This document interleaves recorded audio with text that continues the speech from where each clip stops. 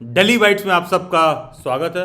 Welcome to daily bites all of you once again. And जैसा कि आपको पता है, डेली बाइट्स नवरात्रि में 9 डे ओपन सेशन कंडक्ट कर रहा है स्टूडेंट्स के लिए। जो सेशन फ्री होता है, कोई भी सेशन को फ्यूचर में यूट्यूब पर देख रहा है तो डिस्क्रिप्शन बॉक्स और कमेंट सेक्शन में आपको एक व्हाट्सएप ग्रुप का लिंक देखने के लिए मिलेगा, या फिर टीचर एजुकेशन रिसोर्स वाला टेलीग्राम ग्रुप लिंक देखने के लिए मिलेगा।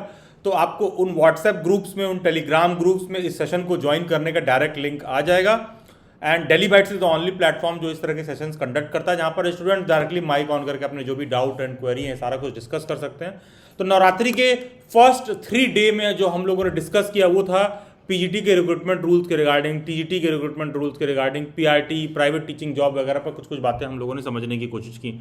जो भी ऐसे कैंडिडेट यहाँ पर हैं जो 2026 में जिनको बीएड का एंट्रेंस एग्जाम देना है और उनको लग रहा है कि ये पीजीटी का रिक्रूटमेंट रूल, टीजीटी का रिक्रूटमेंट रूल, ये private teaching job is none of their business, it has nothing to do with them and it is not important for them कि समझना है कि नहीं समझना है।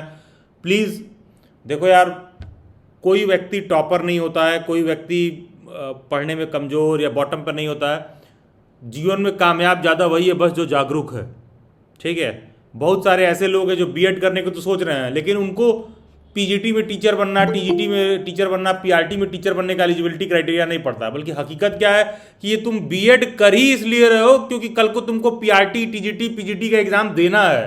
तो तुमको अभी से पता होना चाहिए कि क्या पेपर स्ट्रक्चर होता है, उसका क्या सिलेबस होता है। उस पर आपका जागरूकता ही आपको ज़्यादा जो है ताकतवर और ज़्यादा आपको संप्रभु उस चीज़ पर बनाता है कि हाँ जो है आप स्वयं से डिसीजन ले सकते हो क्या चीज़ करना है, नहीं करना है, और ज़्यादा आप एम्पावर्ड रहते हो कि बीएड करने के बाद कैसे आप अपना करियर बनाओगे। क्योंकि देखिए, बीएड तो सिर्फ एक डिग्री है, ठीक है, डिग्री से कोई नौकरी नहीं मिलेगा, लेकिन उस डिग्री लेकर करना क्या है कि आगे कौन कौन से एग्जाम्स हैं, कैसे आप प्राइवेट टीचिंग जॉब में जाओगे, टीजीटी में जाओगे, पीजीटी में जाओगे, तो उन सब बातों का भी समझ आपको होना चाहिए।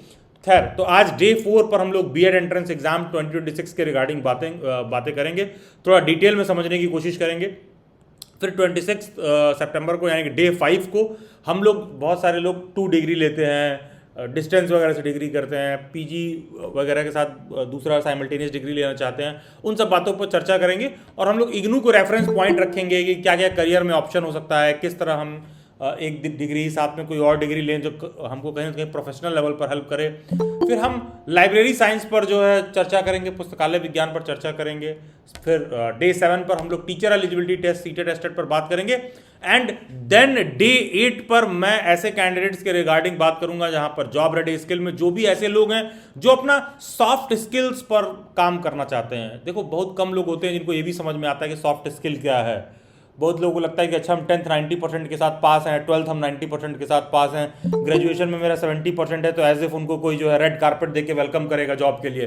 वो डिग्रियां आपको ऐसा नौकरी नहीं दिलाएंगी। आपको समझ में आना चाहिए कि क्या सॉफ्ट स्किल्स है जो आपके अंदर होना चाहिए। आप आज के ज़माने में, इंटरनेट के ज़माने में, आप सेल्फ एम्प्लॉयमेंट की अपॉर्चुनिटीज़ भी देखिए। तो उन सब बातों पर कुछ कुछ चर्चा करेंगे।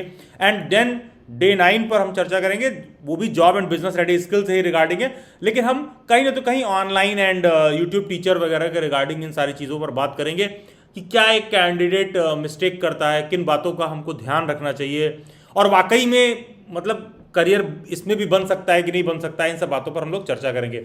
अगर लास्ट ईयर कोई चैत्र नवरात्रि वाला, लास्ट ईयर कह रहा हूँ मतलब 2025 के बिगनिंग में चैत्र नवरात्रि वाले में कोई ज्वाइन किया रहा होगा, तो जॉब रेडी स्किल का एक ही सेशन था।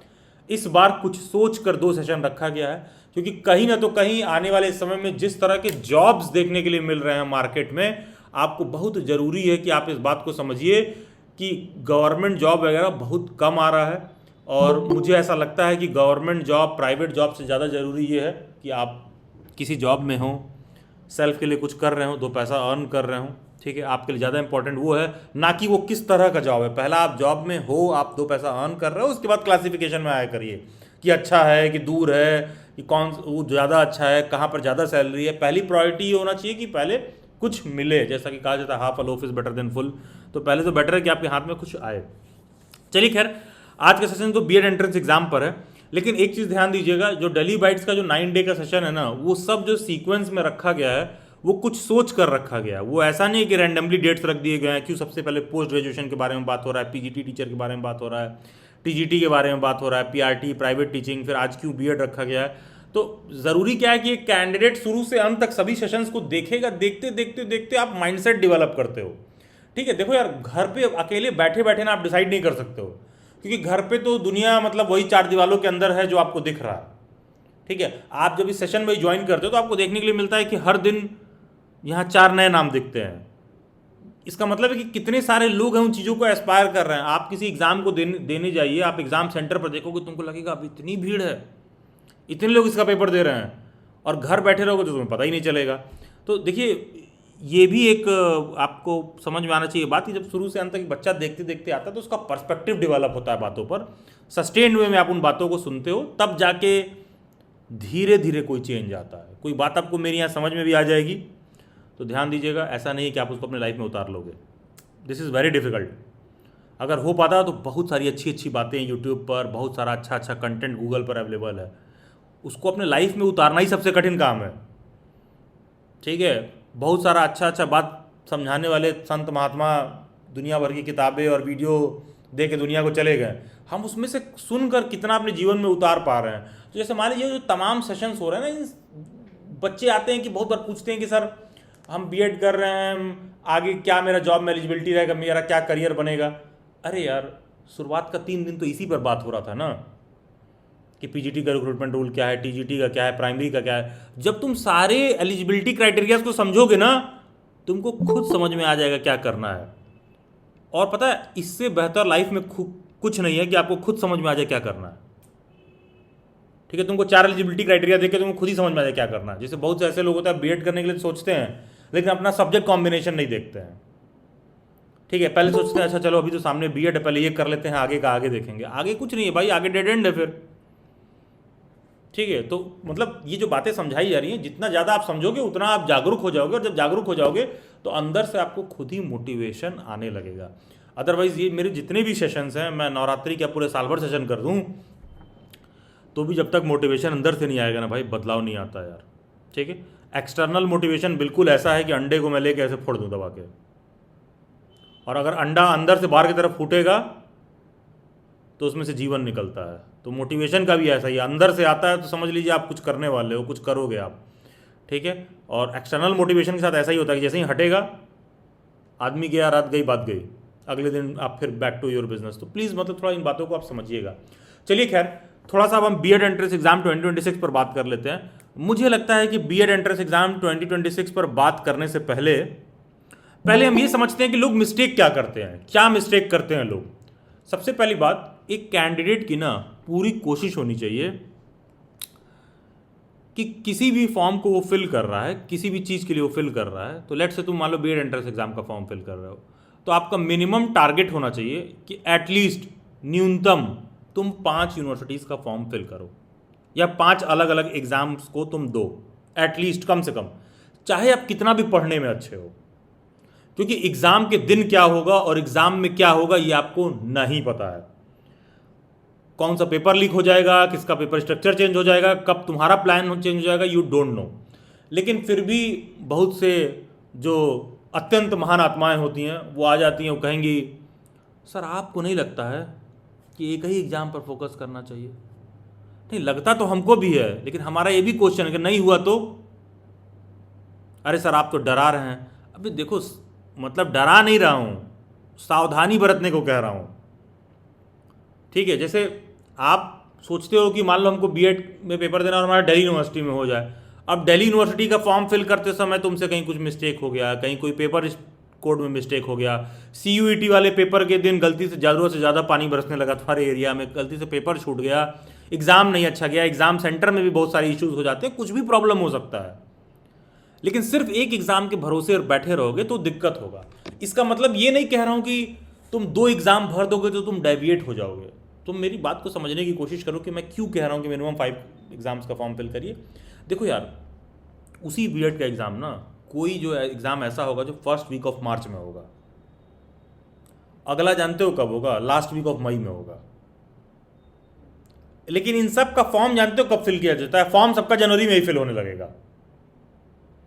ठीक है, तो अब है क्या, मान लो आपको लगता है कि मुझे दिल्ली यूनिवर्सिटी में एडमिशन लेना है, मुझे बीएचयू में एडमिशन लेना है, तो दिल्ली यूनिवर्सिटी, बीएचयू और इंडिया के और भी बहुत सारे सेंट्रल यूनिवर्सिटीज़ में एडमिशन होता है सीयूईटी के एग्जाम के थ्रू। और सीयूईटी का फॉर्म कब निकलता है? दिसंबर एंड जनवरी फर्स्ट वीक में जो है सीयूईटी का फॉर्म निकल जाएगा। और पेपर कब होगा? First week of March, second week of March में ऑलमोस्ट पेपर हो जाता है।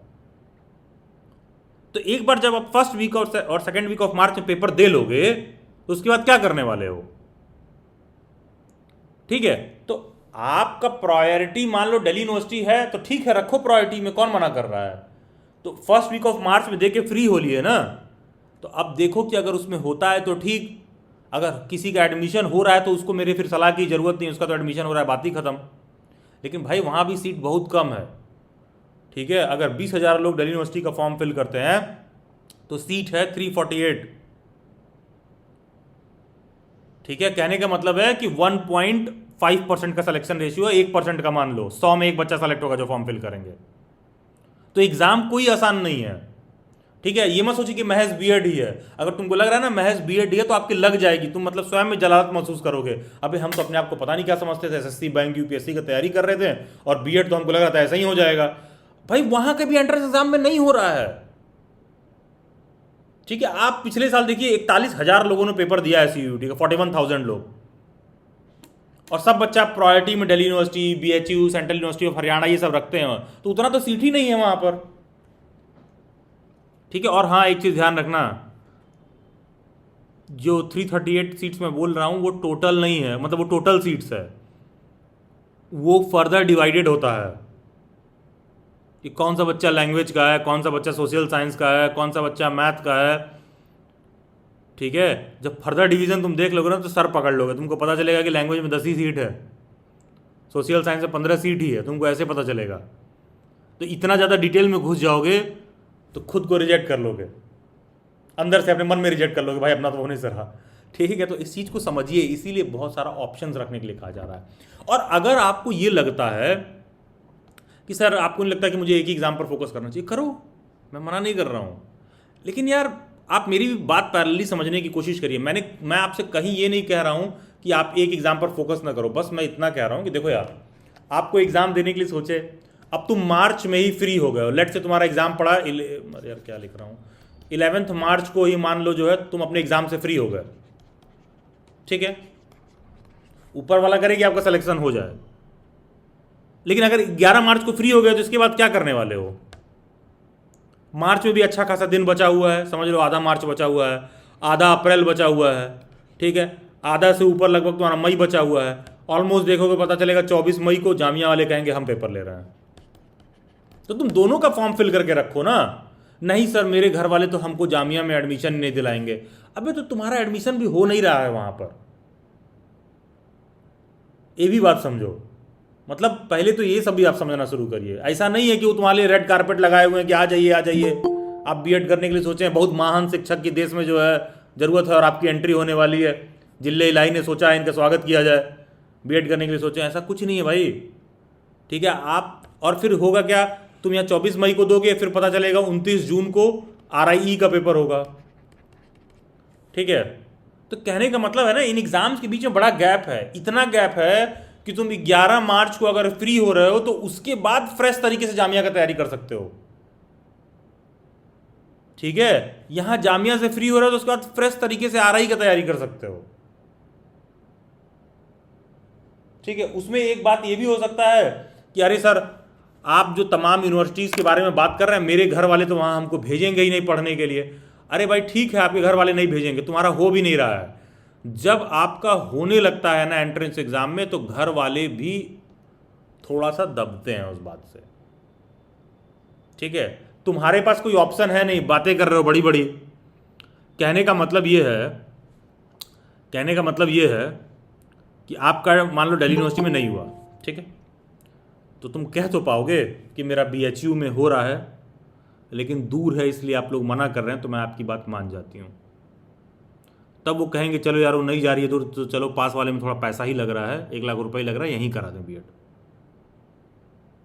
ठीक है, हाँ बस इस बात में एक बात ध्यान रखिएगा कि BHU का कट ऑफ दिल्ली यूनिवर्सिटी से ज़्यादा जाता है। ठीक है, पहले आप ये बात भी समझ लीजिए। ठीक है, तो ये सब गलतफहमी मत रखिएगा।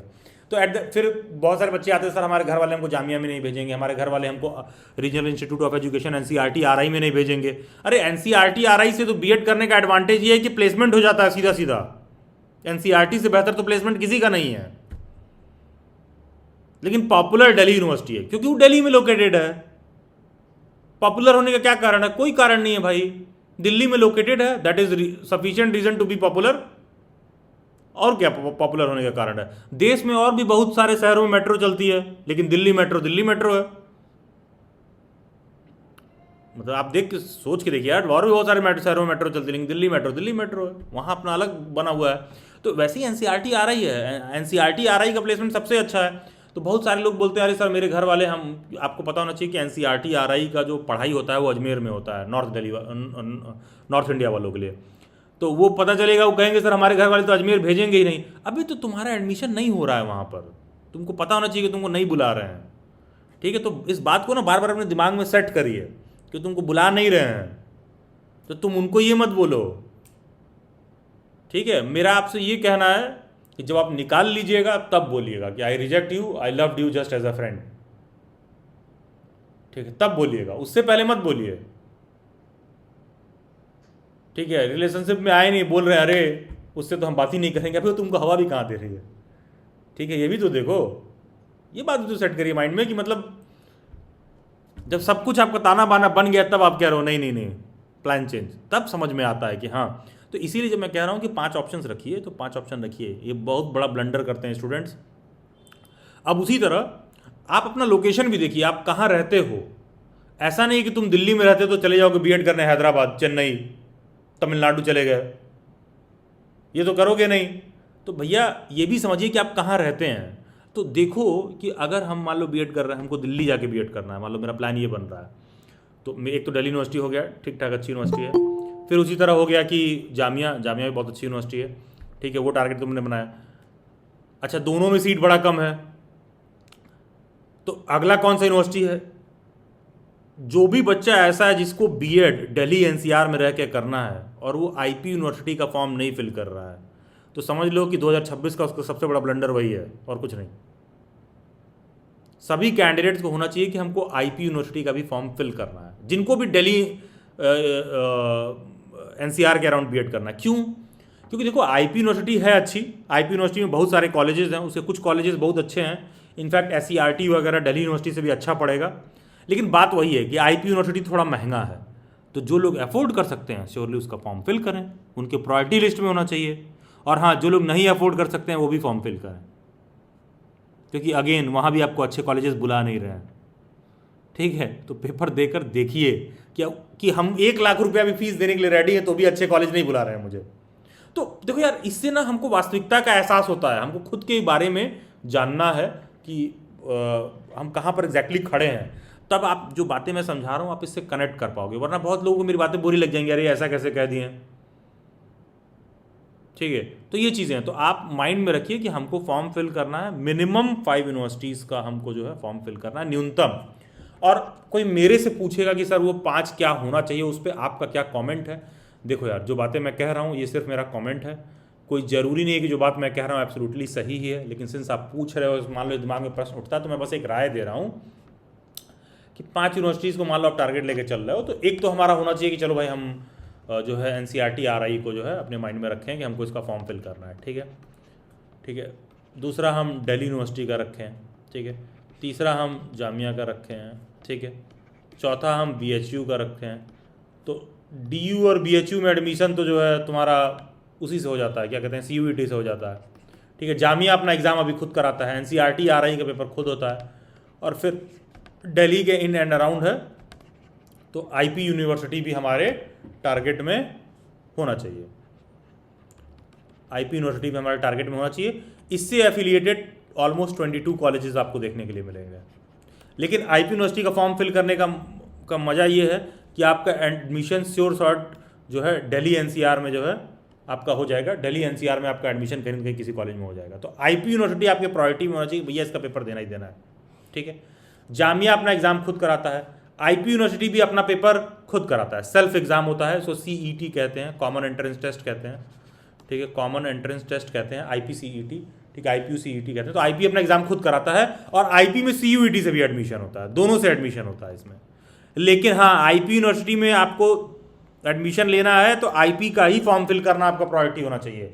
आईपी का फॉर्म फिल करके आईपी का पेपर दीजिए, तो कम से कम ना 5 यूनिवर्सिटीज आप टारगेट में रखिए। और हाँ सर, इसके बाद भी कुछ ऑप्शन है क्या? यस बिल्कुल है। आप जिस स्टेट से आते हो, मान लो तुम यूपी से आते हो तो तुम यूपी बीएड का पेपर दो, तुम बिहार से आते हो तो तुम बिहार बीएड का पेपर दो, ठीक है। लेकिन एक बात समझना, यूपी में तुम बीएड करने जाओगे तो तुमको 2 लाख सीट मिल जाएगा, लगभग 1000 कॉलेजेस होंगे कम से कम। लेकिन हाँ, इसमें भी गिनती के 10 से 12 ही ऐसे कॉलेजेस हैं जो गवर्नमेंट कॉलेजेस होते हैं, जो बहुत ढंग के हैं, जो डाइट वगैरह जो भी गवर्नमेंट कॉलेजेस वहाँ पर होते हैं यूपी में, तो ये तुमको बड़ा ढंग के देखने के लिए मिलेंगे। और यहाँ का फीस जानते हो कितना होता है पूरे साल भर का बीएड करने का? 5000, 7000, 10000 मात्र। तो यूपी बीएड का पेपर देने का मतलब भी है फिर आपको ये वाला कॉलेज मिलना चाहिए, ठीक है। ये चीज़ है, इन प्रायोरिटीज़ को थोड़ा समझिए। कोई बिहार का बीएड का पेपर दे रहा है, पता चलेगा 2 ही तो गवर्नमेंट कॉलेज है, तो तुम्हारा एडमिशन भी फिर उसमें अच्छे जगह होना चाहिए। तो कोशिश करो कि हाँ, हमको 4 से 5 यूनिवर्सिटीज़ का फॉर्म फिल करना है मिनिमम। तो सबसे पहला पॉइंट, कहाँ से काम शुरू करोगे? जैसे बहुत सारे लोग आते हैं कि सर कहाँ से शुरू करें, ये समझ में नहीं आ रहा है। देखो, कहाँ से शुरू करें इस बात को कैसे समझना है। सबसे पहले आप देखो कि आपका लोकेशन कहाँ है, आप कहाँ रहते हो, और वहाँ से कौन कौन सी 5 यूनिवर्सिटीज़ है जिसका आप फॉर्म फिल करना चाहोगे, क्योंकि 5 तो हमको फिल करना ही है। कहाँ कहाँ हम जा सकते हैं करने के लिए, और कहाँ कहाँ मेरे घर वाले भेजेंगे, फाइनेंशियल अपना कंडीशन आप समझ रहे हैं, ठीक है। 5 अलग अलग ऐसा आप प्रायोरिटी अपना लोकेशन के हिसाब से रखिए। फिर उन यूनिवर्सिटीज़ का नाम लिखो। लेट से तुमने डीयू लिखा, लेट से तुमने बीएचयू लिखा, लेट से तुमने जेएमआई लिखा, लेट से तुमने एनसीईआरटी आरआईई लिखा, ठीक है। लेट से तुमने आईपी यूनिवर्सिटी लिखा, ठीक है। और लेट से एक छठा पॉइंट और ले लेते हैं कि तुमने अपने स्टेट बीएड का एग्जाम दिया, ठीक है, ठीक है। तो अब तुमने यूनिवर्सिटीज फिगर आउट कर लिया। नेक्स्ट क्या चीज़ होना चाहिए? सर यहाँ एडमिशन कैसे होता है? डीयू और बीएचयू एडमिशन कैसे लेते हैं? सीयूईटी के एग्जाम के थ्रू। जामिया कैसे लेता है? सेल्फ पेपर कराता है। अभी तक तो सेल्फ ही कराता है, अब इस साल से कुछ बदल जाए तो भगवान मालिक है। एनसीईआरटी आ रही, सेल्फ कराता है। आईपी यूनिवर्सिटी सेल्फ तो कराता ही है, साथ में सीयूईटी से भी कराता है। और स्टेट बीएड वाले सारे के सारे अपना सेल्फ कराते हैं, मेजॉरिटी ऑफ देम, ठीक है। तो आप देखो कि पहले उनका पेपर कैसे होता है। अब आपको क्या प्रायोरिटी होना चाहिए? देखो, सिलेक्शन के लिए बहुत मेहनत नहीं करना है। सिलेक्शन के लिए आपको ये बातें समझना है कि कौन कौन सा फॉर्म फिल करना है। दूसरा, आपका क्या प्रायोरिटी होना चाहिए कि इन सब का एलिजिबिलिटी आप चेक करो। एलिजिबिलिटी का मतलब न्यूनतम अर्हता। यहां पर जो है फॉर्म फिल करने का एलिजिबिलिटी क्या है। बहुत सारे लोग एलिजिबिलिटी वाली बात नहीं समझ पाते हैं। न्यूनतम अर्हता क्या है? एलिजिबिलिटी से क्या मतलब है यार? दिल्ली यूनिवर्सिटी में जो बीएड करने का क्राइटेरिया है ना, तुम पता चलेगा दिल्ली यूनिवर्सिटी से बीएड करने के लिए एलिजिबल हो और जामिया से पता चलेगा एलिजिबल नहीं हो। ऐसा हो सकता है। तो सभी जगह का आप एलिजिबिलिटी भी चेक करते रहिए। जैसे ऐसा हो सकता है कि तुम एनसीईआरटी आरआईई से फॉर्म भरने के लिए एलिजिबल नहीं हो और आईपी यूनिवर्सिटी से फॉर्म फिल करने के लिए एलिजिबल हो सकता है कि डीयू और बीएचयू से एलिजिबल नहीं हो लेकिन जामिया से एलिजिबल हो। ऐसा हो सकता है, ठीक है। तो आपको सभी यूनिवर्सिटीज का एलिजिबिलिटी पता होनी चाहिए, न्यूनतम अर्हता आपको पता होनी चाहिए। अब देखो, बहुत सारे बच्चे आते हैं, फैल जाते हैं, सर हमको एलिजिबिलिटी नहीं समझ में आ रहा है, सर वो पता नहीं डीयू वाले बीएड वाले वीडियो में आपने पता नहीं क्या बताया था, 2 सब्जेक्ट पढ़ा होना चाहिए, 200 नंबर का होना चाहिए, ये वो। तो जिनको नहीं समझ में आ रहा है, जो फैल जा रहे हैं, भैया तो तुम बस यूट्यूब पर वीडियो सर्च करते रहो और अपना टाइम किल करते रहो, ठीक है। फिर आपका कोई मदद नहीं कर पाएगा। और जिनको ये है कि नहीं हमको समझना है कि क्या दिक्कत है, तो देखिए यार, उसका एक तरीका है। तरीका क्या है? थोड़ा सा ना किसी यूनिवर्सिटी के रिगार्डिंग 10, 12, 15 वीडियो आप देखिए। जब आप देखोगे ना तो आपको सारा एलिजिबिलिटी समझ में आ जाएगा क्या है। लेकिन हाँ, अगर आप एडमिशन लेना चाहते हो और आप उसको लेकर सीरियस हो तो सीरियस फॉलोअप करिए। करियर का 2 साल आप अगले वहाँ पर देने वाले हो तो आपको सीरियसली फॉलोअप करना पड़ेगा। उदाहरण के तौर पर, मुझे अगर डीयू बीएड के बारे में जानना है तो मैं डेली बाइट्स के यूट्यूब पर जाऊँगा, पहला वीडियो देखूंगा, सब्जेक्ट कॉम्बिनेशन के रिगार्डिंग देखूंगा, सिलेबस का वीडियो देखूंगा, ठीक है। पास्ट में जो क्वालिफाइड स्टूडेंट्स हैं उनकी कुछ कुछ बातें सुनूंगा, वो क्या कह रहे हैं, ठीक है। तो बहुत सी और चीज़ें होंगी जो वहाँ पर आपको देखने के लिए मिलेगा, ठीक है। कहने का मतलब है उस यूनिवर्सिटी के रिगार्डिंग थोड़ा आप समझिए। जब 4-6 वीडियोस देखोगे तब समझ में आएगा। उसी तरह बीएचयू में जाओ, इनके बारे में देखो क्या दे रखा है। उसी तरह एनसीईआरटी आरआई में जाओ, ठीक है, इनके बारे में देखिए क्या दे रखा है। ये प्लेलिस्ट अभी अंडर मेकिंग है। अगर कोई ऐसा प्लेलिस्ट है जो डेली बाइट्स पर अभी कंप्लीट नहीं है तो आप प्रीवियस ईयर वाला देख लीजिए। जैसे लास्ट ईयर एनसीईआरटी आरआई जो 2025 का डेली बाइट्स प्लेलिस्ट था, उसमें देख लो, सभी वीडियोस तुमको देखने के लिए मिल जाएंगे कि आरआई क्या है, एलिजिबिलिटी क्राइटेरिया क्या होता है, पेपर स्ट्रक्चर कैसा है, फी स्ट्रक्चर कैसा है, डोमिसाइल कैसे डिसाइड होता है, सीट डिस्ट्रीब्यूशन कितना है, फॉर्म फिलिंग का प्रोसीजर क्या है, पूरा जाके देख लो, सारी बात समझ में आ जाएगी। ठीक है, ये ऑर्गेनाइज्ड वे में बना हुआ है। उसी तरह मान लो किसी को बहुत जल्दी है कि नहीं नहीं सर वो डीयू वाला प्लेलिस्ट अभी आपका कंप्लीट नहीं है, हाँ तो जाके 2025 वाला प्लेलिस्ट देख लो ना, सारी बातें तुमको समझ में आ जाएंगी क्या चल रहा है, कि कैसे मैंने बताया बीएड क्या है, स्पेशल एजुकेशन क्या है, प्रिपरेशन क्लासेस कैसे ज्वाइन करना है, 1-to-1 इंटरेक्टिव क्लासेस का डेमो आपको देखने के लिए मिल जाएगा, यहाँ पर फीडबैक देखने के लिए मिल जाएगा, स्टूडेंट्स का पेपर कोड में कंफ्यूजन है तो वो देखने के लिए मिल जाएगा, अगेन पेपर कोड में कंफ्यूजन है, सिलेबस है, ये सारी बातें देखने के लिए मिल जाएंगी। कहने का मतलब जब उसको थोड़ा समय दोगे तो जैसे जैसे आप समय दोगे उस पर सीरियसनेस और कमिटमेंट डिवेलप होते जाएगा। तो सबसे पहली बात है कि मिनिमम टाइम आप उस पर दीजिए। ठीक है, उसका एलिजिबिलिटी समझिए, पेपर स्ट्रक्चर समझिए, कहाँ पर उसके कॉलेजेस हैं उसके रिगार्डिंग समझिए। तो ये सब समझने के लिए ना टॉपर होने का जरूरत नहीं है भाई, ये सब समझने के लिए बस जागरूक होने का जरूरत है। नहीं तो इतने बड़े बड़े वाले लल्लू आते हैं। कल व्हाट्सएप स्टेटस पर हैंडलर ने वो डाला था, स्टेटस क्या तो था I don't know, I just share with you people. कल कुछ लोग सेशन ज्वाइन किए रहे होंगे, तो कल का सेशन था प्राइवेट टीचिंग जॉब के रिगार्डिंग। तो वहां पर शायद लिखा हुआ था कि day 3 of the 9-day Navratri session, time जो भी लिखा था, टॉपिक प्राइवेट टीचिंग जॉब। तो एक ने रिप्लाई किया था कि कहां पर और कैसे अप्लाई करना है आपके यहां, बताओ। मतलब कि उसको ना उसके घर जाके उसके कान में बोलना पड़ेगा, तब भी वो समझ पाएगा कि नहीं समझ पाएगा, मतलब इस लेवल में मुश्किल है। ठीक है, तो रिसोर्सेज अवेलेबल हैं, तुम भी एक्सप्लोर कर रहे हो कि नहीं कर रहे हो। यहाँ बैठने के लिए कोई पैसा थोड़ी नहीं दे रखे हो, फ्री में बैठे हुए हो।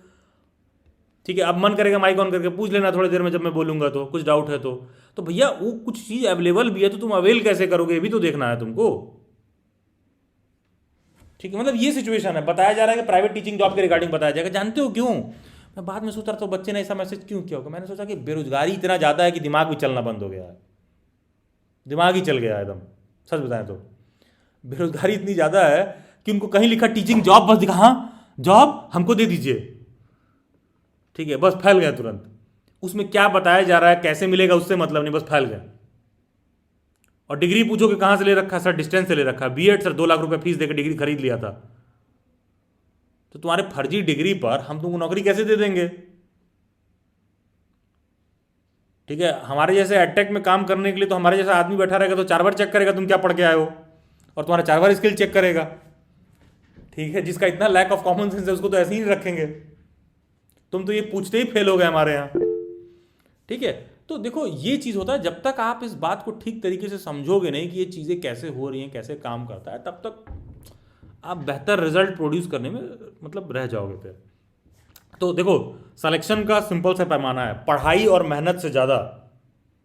वापस से मैं रिपीट कर रहा हूँ, 2026 में जिनको बीएड में एडमिशन लेना है, पढ़ाई और मेहनत से ज़्यादा कोट एंड कोट एकदम मार्क कर लीजिए कि 2026 में जिसको भी बीएड में एडमिशन लेना है, पढ़ाई और मेहनत से ज़्यादा सबसे पहला काम वो करे कि 5 से 6 अलग अलग संस्थाओं को डिसाइड करे कहाँ कहाँ एडमिशन लेना है, उनका फॉर्म फिलिंग का तरीका पर डिसाइड करे कि कहाँ कहाँ फॉर्म फिल कैसे कैसे होता है, इनका क्या सिलेबस है, कैसे इनका एंट्रेंस एग्जाम होता है, कैसे इनका एडमिशन होता है, और कैसे इसका एलिजिबिलिटी क्राइटेरिया, क्या इसका एलिजिबिलिटी क्राइटेरिया है।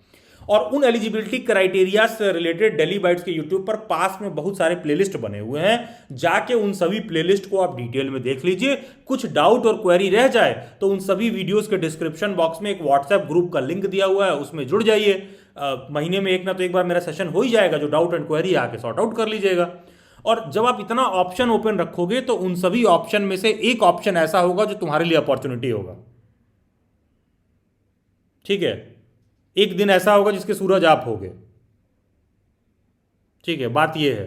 तो ये सभी पहलुओं में लागू होता है।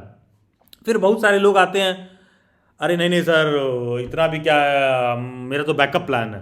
अबे यार देखो, तुम्हारा बैकअप प्लान है इसका मतलब ये नहीं हुआ कि यूनिवर्सिटियां तुमको एडमिशन दे देंगी। उनके यहाँ ना जितना सीट है उस पर पर्याप्त मात्रा में फोकस्ड लोग अवेलेबल हैं जाने के लिए।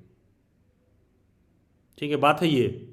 मान लो दिल्ली यूनिवर्सिटी में तुमको एडमिशन लेना है, वहाँ पर 338 सीट्स हैं, हाँ तो उनको 338 लोग अवेलेबल हैं, बहुत कम नंबर है, 338 उनको अवेलेबल हैं। तो तुम्हारा बैकअप प्लान है, दिल्ली यूनिवर्सिटी वालों का बैकअप प्लान नहीं है। तो आपको उसके लिए ढंग से प्रिपेयर करना पड़ेगा, समझना पड़ेगा। फिर बहुत सारे ऐसे बच्चे आ जाते हैं, सर बुक बता दीजिए, सर कौन से बुक से पढ़ें, सर कौन से बुक से पढ़ें।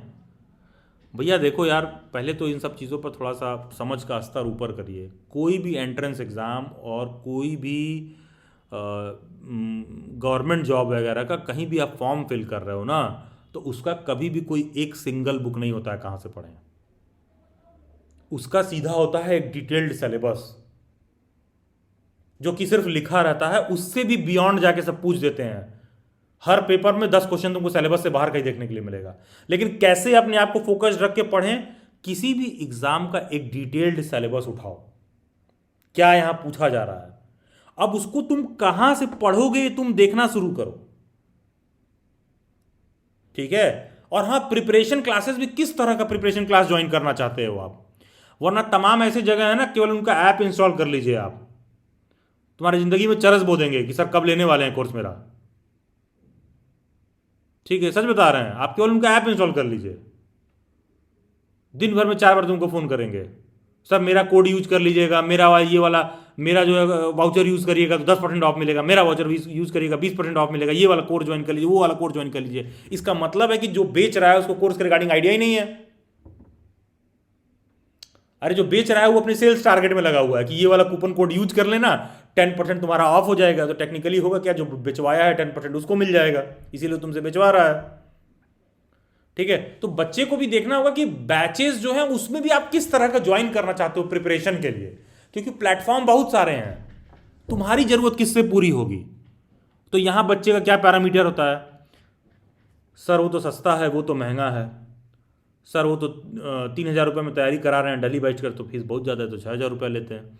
अरे 3 और 6 के बात नहीं होता है यार, तुम्हारा सिलेक्शन जिससे हो जाए, अगर तुम्हारा सिलेक्शन 10,000 में भी हो जाए तो भी जायज़ है, और नहीं हो रहा है तो 300 रुपया भी नाजायज़ है, ठीक है। बात ये है, तुम्हारा सिलेक्शन होना चाहिए, इंपॉर्टेंट वो है। क्योंकि अगर आपका सिलेक्शन नहीं होता है ना, तो भाई गजब का टेंशन, स्ट्रेस, एंग्जाइटी, और धीरे धीरे अगर आपका उम्र बढ़ने लगता है ना, तो तुम बेवजह टेंशन एंग्जाइटी में आने लगते हो, तुम्हारे पास कोई कारण नहीं है। जैसे जैसे एज बढ़ने लगेगा तुम्हें लगेगा यार और लोग तो ये कर रहे हैं, वो कर रहे हैं, मेरा तो कुछ नहीं हो रहा है। मतलब वाकई में ऐसा ट्रूथ नहीं है, लेकिन नेचुरली तुम पे ऐसा प्रेशर बनने लगेगा। सोसाइटी की कंडीशनिंग ऐसी है कि तुम अननेसेसरी एंग्जाइटी और प्रेशर और डिप्रेशन में आने लगोगे, ठीक है। तो कहने का मतलब ये है कि सस्ता महंगा कुछ नहीं होता है, कोई अपने घर से नहीं करा रहा है, ठीक है। तुम सीधा ये देखो, प्रिपरेशन करना है कि भैया देखो ये रहा पूरा सिलेबस, पेपर स्ट्रक्चर, हम इसको कहाँ से बेस्ट वे में प्रिपेयर कर सकते हैं, ठीक है। और सस्ता महंगा का बात नहीं है, बात है 3 या 5 का बात नहीं होता, बात होता है तुम्हारा सिलेक्शन कहाँ से हो सकता है, किससे तुम कनेक्टेड फील करते हो। अगर तुम दिल्ली बैच से कनेक्टेड फील करते हो, दिल्ली बैच पे ज्वाइन करो, नहीं कनेक्टेड फील करते हो तो बिल्कुल मत ज्वाइन करो यहाँ पर भाई, क्योंकि अगर तुम नहीं कनेक्टेड फील करते हो तो वो एक बच्चा मेरे लिए सरदर्द हो जाएगा, ठीक है। वो एक बच्चा मेरे लिए सरदर्द हो जाएगा। इनफैक्ट मैं तो चाहता हूं कि जब मैं ओरिएंटेशन सेशन कंडक्ट करता हूं, जब क्लासेस शुरू होती हैं तो शुरुआत के 2-3 दिन में बहुत स्ट्रिक्ट रहता हूं। उसका सिंपल सा रीजन ये है कि कोई इस तरह का डिफॉल्टर हो तो अभी छोड़ के चला जाए, क्योंकि हमको तो भाई क्लासेस हमारे इंटरेक्टिव वे में होती है, जैसे आप यहाँ हम लोगों से अभी बात कर रहे हैं, डिस्कस कर रहे हैं, तो क्लासेस हमारी इस तरह से होती है। तो अगर एक भी डिफॉल्टर बच्चा रहेगा तो मैं क्लास कैसे कराऊंगा। तो पहले ही 1-2 दिन में वो निकल के चला जाए, हम भी हाथ जोड़ लें। बात ये चीज़ है, तो आप ना ये चीज़ देखिए कि आपका सिलेक्शन कैसे होगा। फिर 3 और 5 और 6 की बात नहीं, क्योंकि तुम्हारी ज़िंदगी का एक साल जो है 3-4-5 हज़ार रुपये से बहुत ज़्यादा महंगा है, ठीक है। ऐसा नहीं कि फर्जी कामों में आप दे रहे हो। तो आप ये इंश्योर करिए कि मेरा सिलेक्शन कैसे होगा, what is more important for you, how you will get selected, ठीक है। आपका सिलेक्शन होना जरूरी है, क्योंकि तुम्हारा सिलेक्शन हो रहा है तो कोई फर्क नहीं पड़ता यार, क्या 5,000 और क्या 10,000, और नहीं हो रहा है ना भाई। तो हम ऐसे ऐसे बच्चों को जानते हैं जो हम मेरे पास आते थे फ़ी में डिस्काउंट कराने हैं, 2022-23 के बारे में बात कर रहे हैं। अब तो इस समय देखता ही नहीं हूँ, सब हैंडलर का काम है। तो आते थे, सर प्लीज़ डिस्काउंट कर दीजिए, और ये वो, सर हम बहुत ऐसे परिवार से आते हैं, वैसे परिवार से आते हैं। एंड विश्वास नहीं करोगे, मैं बाद में देख के सरप्राइज था, सर मेरा एडमिशन नहीं हो रहा, सर हम किसी भी प्राइवेट कॉलेज से कर लेंगे, सर हम डोनेशन भी देने के लिए जरूर तैयार हैं। बीएड में बता रहा हूँ, 1-1 लाख रुपया 1.5-1.5 लाख रुपया दे के बीएड किए। मैं सोच रहा था कि अच्छा इसको 1,000 रुपया डेली बाइट्स में देना बहुत भारी लग रहा था। ठीक है, और वहां जाके हम ही से कह रही है 1.5 लाख रुपया दे रही थी हमको। मतलब मुझे लग रहा था मैं कितना बड़ा बेवकूफ़ बन गया कि मैं बच्चे को पूरा भरोसा कर रहा हूँ। हाँ, मतलब ये चीज़ समझिए ना, मैं तो बहुत ऑनेस्टी से देख रहा हूँ, मैं तो बहुत साफ दिल से देख रहा हूँ। बच्चा को लग रहा है अच्छा हमने बहुत स्मार्टली प्ले कर लिया या ये वो, ठीक है। तो कुछ नहीं, अब आने वाले तमाम जो स्टूडेंट्स होते हैं उनको नुकसान होता है, ऐसा मसले मैं देखता ही नहीं हूँ। ये हैंडलर देखती है, और हैंडलर को कोई मतलब नहीं है कि सर से क्या बात हुआ है नहीं हुआ है, वो तो जो रिटर्न रूल है उसी के हिसाब से चलती हैं। यही करना है, यही फ़ी है, नहीं आप यही करोगे, ठीक है। तो ये सारी चीज़ें होती हैं। तो मतलब देखिए, किसी चीज़ को सीख रहे हो, कैसे जागरूक हो, कैसे आप बेटर करोगे, ये सब थोड़ा सा आप कोशिश करिए कि ये अपॉर्चुनिटी और ऑप्शन आपको क्रिएट करना है। और प्लीज़ बैकअप प्लान तुम्हारा चाहे होगा, लेकिन ध्यान देना, relying too much on backup, ठीक है, can lead to your packup. Packup का मतलब पता है ना क्या होता है? पैकअप का मतलब होता है कि पूरा बिस्तर बांध के समेट के निकलो, ठीक है। तो बहुत ज़्यादा बैकअप पर रिलाई करोगे तो पैकअप भी हो जाएगा। तो जैसे बहुत सारे लोग होता है सोचते हैं कि सर हम ये एग्ज़ाम का तैयारी कर रहे हैं, ठीक है, फिर हम सोच रहे थे बीएड कर ले, नहीं हुआ तो नहीं यार, ये this is really a bad move, ठीक है। करना है तो इसको ढंग से कर लीजिए, नहीं करना है तो छोड़ दीजिए, ठीक है। जो तरीका होना चाहिए आपका ये। तो आई रिपीट अगेन, सब it's more about mindset. Preparation से ज़्यादा आपको 4-5 फॉर्म फिल करना है, उनका एलिजिबिलिटी क्या है, उनका सिलेबस क्या है, उनका पेपर स्ट्रक्चर क्या है, ठीक है, और किसका किसका एंट्रेंस एग्जाम कब कब होता है। और आखिरी बात, सर बुक कौन सा लें? मैंने जैसा कि बोला भाई, इन सब एग्जामों में सिर्फ और सिर्फ सिलेबस होता है, कोई बुक नहीं होता है। और अगर तुमको नहीं समझ में आ रहा है तो तुम जाके अमेजोन पे सर्च करना, बुक फॉर CUET, मिल जाएगा तुमको, और तुम्हारा बड़ा वाला कट भी जाएगा फिर। क्यों? क्योंकि वो बस किताबें बिक रही हैं। किताबें क्यों बिक रही हैं जानते हो? वो किताब ऐसा रहेगा, उस पर लिखा रहेगा CUET बीएड। भैया उस एक किताब से तुम्हारा सिलेक्शन नहीं होगा, ठीक है। ये बात मैं दावे के साथ कह सकता हूं, उस एक किताब से आपका सिलेक्शन नहीं होगा, ठीक है। वो सिंगल बुक पर्याप्त नहीं है। लेकिन बच्चा जानते हो क्या सोचता है प्रिपरेशन के लिए? अचानक से जागेगा, सर इसके लिए बुक कौन सा लेना है, सर कोई बुक बता दीजिए। वो सोचता है एक किताब ले लेंगे और काम हो जाएगा। अरे बाकी के लोग बेवकूफ़ हैं क्या? उसमें तमाम सब्जेक्ट्स हैं जो हमको पढ़ने का ज़रूरत है, तमाम सारे टॉपिक्स हैं जो आपने पहले नहीं पढ़ रखा है, और वो सिंगल हैंडेडली एक बुक से नहीं होगा। तो इसका क्या मतलब? मार्केट में किताबें नहीं आती हैं क्या? आती हैं, लेकिन किसी एक ऑथर ने नहीं लिख रखा है। पता चलेगा, तुम देखोगे कि कोई RS पब्लिकेशन है जहां पर हर एग्ज़ाम की किताब आती है, ठीक है। तो जब हर एग्ज़ाम की किताब आती है तो उन किताबों का वो अंडरस्टैंडिंग और लेवल नहीं रहता है, ठीक है। तो आपको ये चीज़ फिगर आउट करना पड़ेगा, थोड़ा आपको मेहनत करना पड़ेगा। तो ऐसा नहीं है कि CUET 04, 05, 06 कोई सा भी तुम पेपर स्ट्रक्चर उठाए और तुमको लग रहा है कि अच्छा यहाँ से हम कोई किताब ले लेंगे और मेरा एक सिंगल हैंडेडली एक किताब से हो जाएगा यार। मतलब देखो ना, फेल होने वाले में बहुत सारी कैटेगरी होती है। मान लो CUET में कोई बच्चा 300 में 200 नंबर पाया और उसका सिलेक्शन हो गया, तो एक ऐसा बच्चा भी हो सकता है जो 190 पा के फेल हो जाए, उसका 2 ही 5 नंबर से ना हो, ऐसा भी हो सकता है।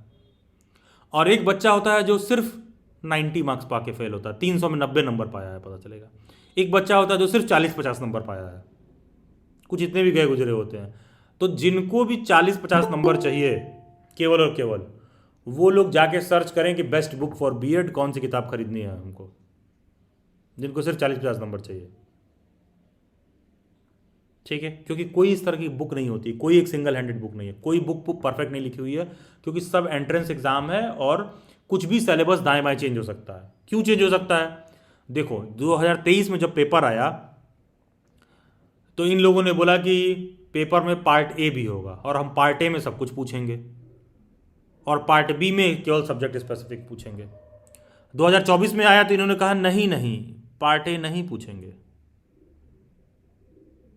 2025 में जब पेपर आया, पिछले साल पेपर 105 मिनट का था, इस साल 90 मिनट्स का ही होगा। तो अभी जब हर साल आयोग खुद पेपर स्ट्रक्चर चेंज कर दे रहा है, और जब चेंज करता है तो ये 10 महीने पहले नहीं पता चलता है। एग्जाम है अगले महीने, नोटिस आएगा 1 महीना पहले कि इसका सिलेबस और पेपर स्ट्रक्चर चेंज हो गया है। तो कैसे उतने शॉर्ट पीरियड में तुमको किताब दे दे रहे हैं? थोड़ा सा लॉजिक यूज करिए अपना भाई।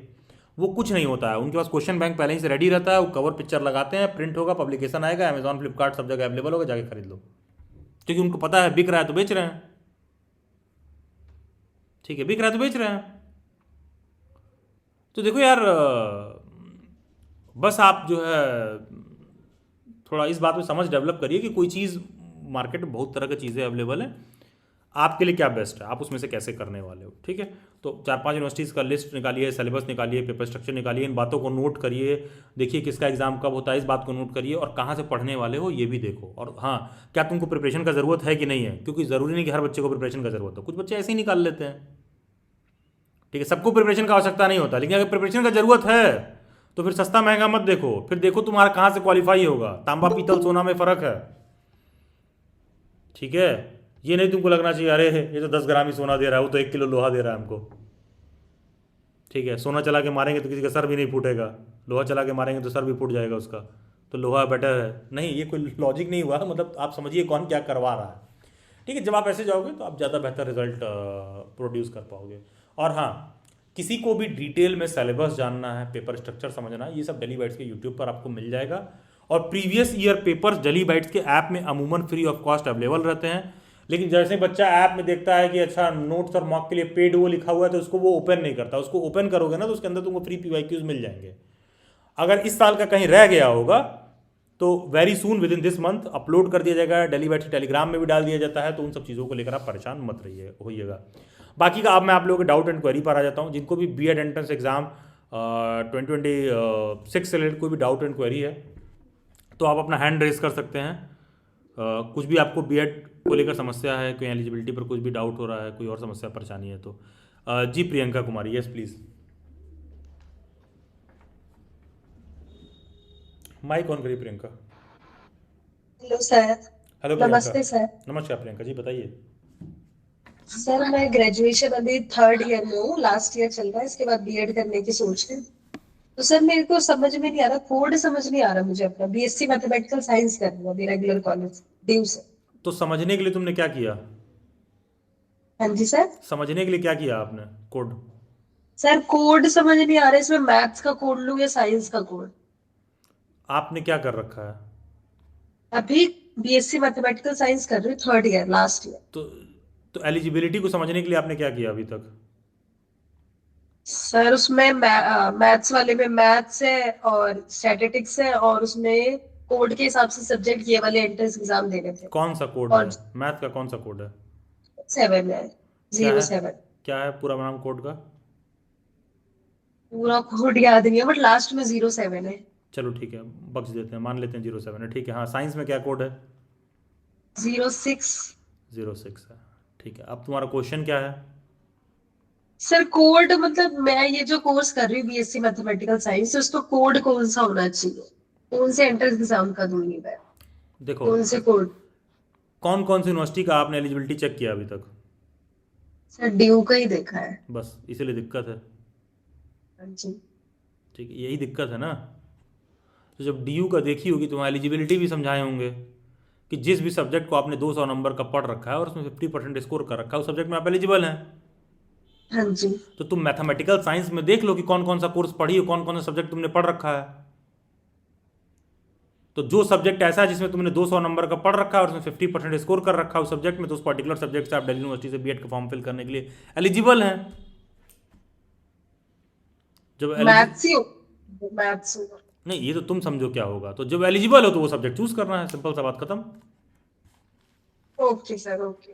ठीक है, जो भी सब्जेक्ट आपने 200 नंबर का पढ़ रखा है, आप जाके मेरा एलिजिबिलिटी वाला प्लेलिस्ट देखिए, डी बी 2026 वाला प्लेलिस्ट देखिए, वहाँ मैंने बताया है कि जो भी सब्जेक्ट आपने 200 नंबर का पढ़ रखा है उससे आप फॉर्म फिल कर सकती हैं। अगर ऐसा भी है कि तुमने मैथमेटिकल साइंस में थ्रू आउट तुमने इंग्लिश या हिंदी अपने ग्रेजुएशन में पढ़ रखा है तो तुम उससे भी भर सकती हो बीएड का फॉर्म। ये तुम्हारी चॉइस है कि किससे फिल कर रही हो। ठीक है, बस दुर्भाग्य की बात प्रियंका फिलहाल आपके लिए ये है कि आपने सिर्फ दिल्ली यूनिवर्सिटी का एलिजिबिलिटी चेक किया। जाके एनसीईआरटी, आरआई, जामिया, बीएचयू सबका चेक करके आइए, ठीक है? Okay sir. ठीक है, उन सब का भी चेक करिए। जी वीना कुमारी।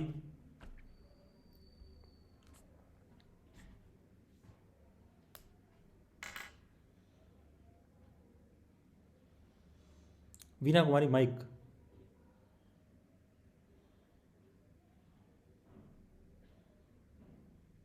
किसी और को कोई डाउट? जी Babal. Hello sir, myself Priyanka. Hello Babal. Sir, हाँ जी सर, मैं एक्चुअली दिल्ली में रहती हूँ और सर मेरा डाउट ये है कि मैंने अभी लास्ट ईयर अपनी बीएससी कंप्लीट की है और मैंने इग्नू से, ओपन यूनिवर्सिटी से अपनी बीएससी कंप्लीट की है, जो कि ठीक है। बीएससी जी था, जिसमें मेरे जो मेन सब्जेक्ट्स थे वो फिजिक्स, मैथ्स और ज्योग्राफी था। अब मेरा मेन डाउट ये है कि मुझे COQP 06 का एंट्रेंस एग्जाम देना है, जो कि बीएड के लिए। लेकिन प्रॉब्लम अब ये है कि मेरे पास सब्जेक्ट थे ग्रेजुएशन में फिजिक्स, मैथ और ज्योग्राफी, और जैसा COQP का सिलेबस है उस हिसाब से फिजिकल साइंस वाले सब्जेक्ट उसमें ज़्यादा है। तो मेरा डाउट ये है कि अगर इनके इसमें एग्ज़ाम दे भी दूँ तो क्या ऐसा होगा कि मुझे वहाँ पर वो फिर भी डिसमिस कर देंगे या मेरा जो है रिजेक्ट कर देंगे, क्योंकि मैच नहीं करता सब्जेक्ट कॉम्बिनेशन, जिस तरह से मैंने आपको सब्जेक्ट अपने बताया है। बाकी ट्वेल्थ मैंने सुना मैंने नहीं जो आपने अभी। सब्जेक्ट क्या बताया। हाँ जी सर। आपने सब्जेक्ट क्या बताया मैंने सुना नहीं है। मैंने वो सॉरी वाला सर, पार्ट मेरे इग्नोर कर दिया। सब्जेक्ट्स हैं। नहीं, हाँ मुझे जी जानना ही नहीं है, वो सब्जेक्ट। वाला पार्ट मैंने इग्नोर कर दिया था। हाँ जी सर। ठीक है, वो सब्जेक्ट आप खुद समझिए, जो भी सब्जेक्ट आपने 200 नंबर का पढ़ रखा है उससे आप एलिजिबल हैं। तो सर मतलब इसमें ग्रेजुएशन का कोई रोल नहीं है, अगर मेरे पास फिजिक्स मैथ्स दो सब्जेक्ट है तो भी मैं COQP 06 के लिए एलिजिबल हूँ? ऐसा नहीं बोला मैंने, ऐसा आप कह रही हैं। नहीं सर, वही मैं जानना चाहती हूँ कि मैं एलिजिबल हूँ या नहीं हूँ, या फिर मैं ऐसा क्या करूँ कि कोई आपने और मुझे। एलिजिबिलिटी चेक करने के लिए अभी तक क्या किया है? सर अभी तक मैंने जामिया की एलिजिबिलिटी चेक करी है, वहाँ पर तो उनका बीएड का जनरल एग्जाम ही होता है, तो वहाँ पर ऐसा कुछ सब्जेक्ट से रिलेटेड चीज़ नहीं मैंने देखी है, क्योंकि सब बच्चों के लिए सेम ही वो पेपर बनाते हैं, फिर जब एक बार एग्जाम सुनो क्लियर हो सुनो जाता है तो सुनो फिर। सुनो सुनो, हाँ जी। दोबारा मेरे मीटिंग में तब आइएगा जब आप जाके दिल्ली बाइट्स पर DU बीएड और जामिया वगैरह का पेपर स्ट्रक्चर आप उनका एलिजिबिलिटी देख के आएंगी। ठीक है, पेपर कॉमन होता है, एलिजिबिलिटी क्राइटेरिया जामिया का बहुत क्लिस्ट है। ठीक है, हर बच्चा जामिया से फॉर्म फिल करने के लिए एलिजिबल नहीं होता। यहाँ उनका पेपर स्ट्रक्चर मत बताइए, यहाँ पर हम एलिजिबिलिटी के रिगार्डिंग बात कर रहे हैं। पहले आप जाइए, ढंग से देख कर आइए, ठीक है? वरना यहाँ सेशन में बैठने का कोई मतलब नहीं है, बता भी देंगे तो अब भी कन्फ्यूज रहोगी। ठीक है, जाइए, जाके पहले जाइए DU बीएड का प्लेलिस्ट देखिए दिल्ली बाइट्स पर, जामिया का देखिए, ढंग से एलिजिबिलिटी का प्लेलिस्ट देखिए क्या बताया जा रहा है हमको। ठीक है, एलिजिबिलिटी के रिगार्डिंग, तब आपको बात ज़्यादा समझ में आएगी। यहाँ सेशन में बैठ के सिर्फ एक क्वेश्चन का डाउट जानने से आपका डाउट नहीं क्लियर होगा। ठीक है, जाइए पहले उसको करके आइए। ओके। ठीक है, हाँ। एंड बाकी का भी कोई और भी बच्चा ऐसा है, प्लीज़ जाके प्लेलिस्ट देखिए, वरना आप ऐसे ही बातें करोगे कि जामिया का तो कॉमन होता है और ये वो एलिजिबिलिटी का। नहीं भाई, कौन सी दुनिया में जी रहे हैं? हो सकता है कि एक पल को आप दिल्ली यूनिवर्सिटी से एलिजिबल हो गए, लेकिन BHU से नॉट एलिजिबल हो गए, क्योंकि BHU में वही सब्जेक्ट थ्रू आउट सभी ईयर्स में पढ़ा होना चाहिए। ठीक है, BHU कह रहा है, सॉरी, जामिया में हो सकता है कि आप नॉट एलिजिबल हो, तो जाके पहले एलिजिबिलिटी चेक करिए फिर आइए यहाँ पर। जी Veena Kumari, quick. Veena Kumari mic on करिए।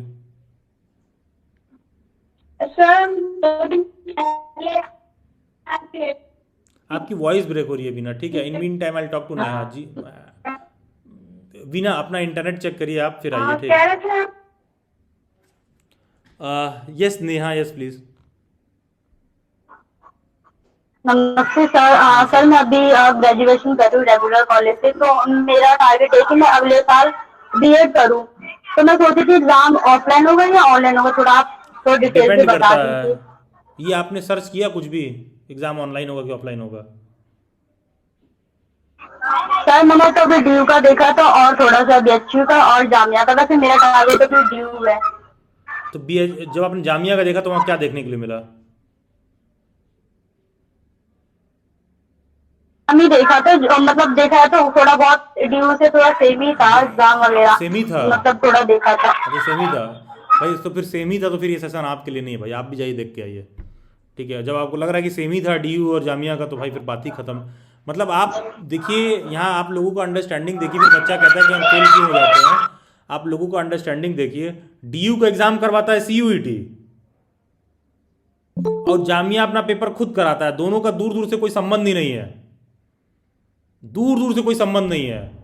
डीयू के पेपर में आते हैं 75 क्वेश्चन, जामिया में आते हैं 170 क्वेश्चन, और यहाँ आदमी कह रहा है कि सिमिलर सिमिलर सा है। भैया जाके पहले चेक करके आइए, ठीक है। नेक्स्ट कैंडिडेट कंचन शर्मा जी, बताइए। सर एक क्वेश्चन और था, सर एक क्वेश्चन और पूछना था। हाँ, पहले इतना करके आइए, फिर अगले सेशन में बात करते हैं आपसे, ठीक है। Okay sir. हेलो जी कंचन बताइए। हाँ, good evening sir. Good evening Kanchan. Sir ये पूछना है, EMRS का फॉर्म मैं एलिजिबल हूँ उसके लिए? मैंने मतलब PGT करी हुई है और BEd भी करी हुई है। पीजीटी की हुई हो कि पीजी की हुई हो? PG sorry, post graduation sir.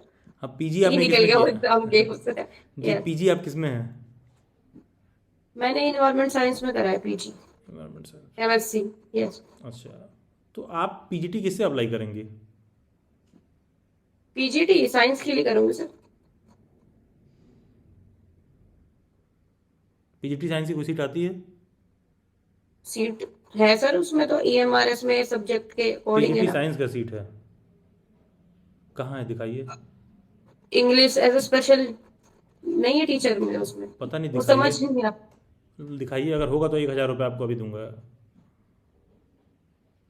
Okay.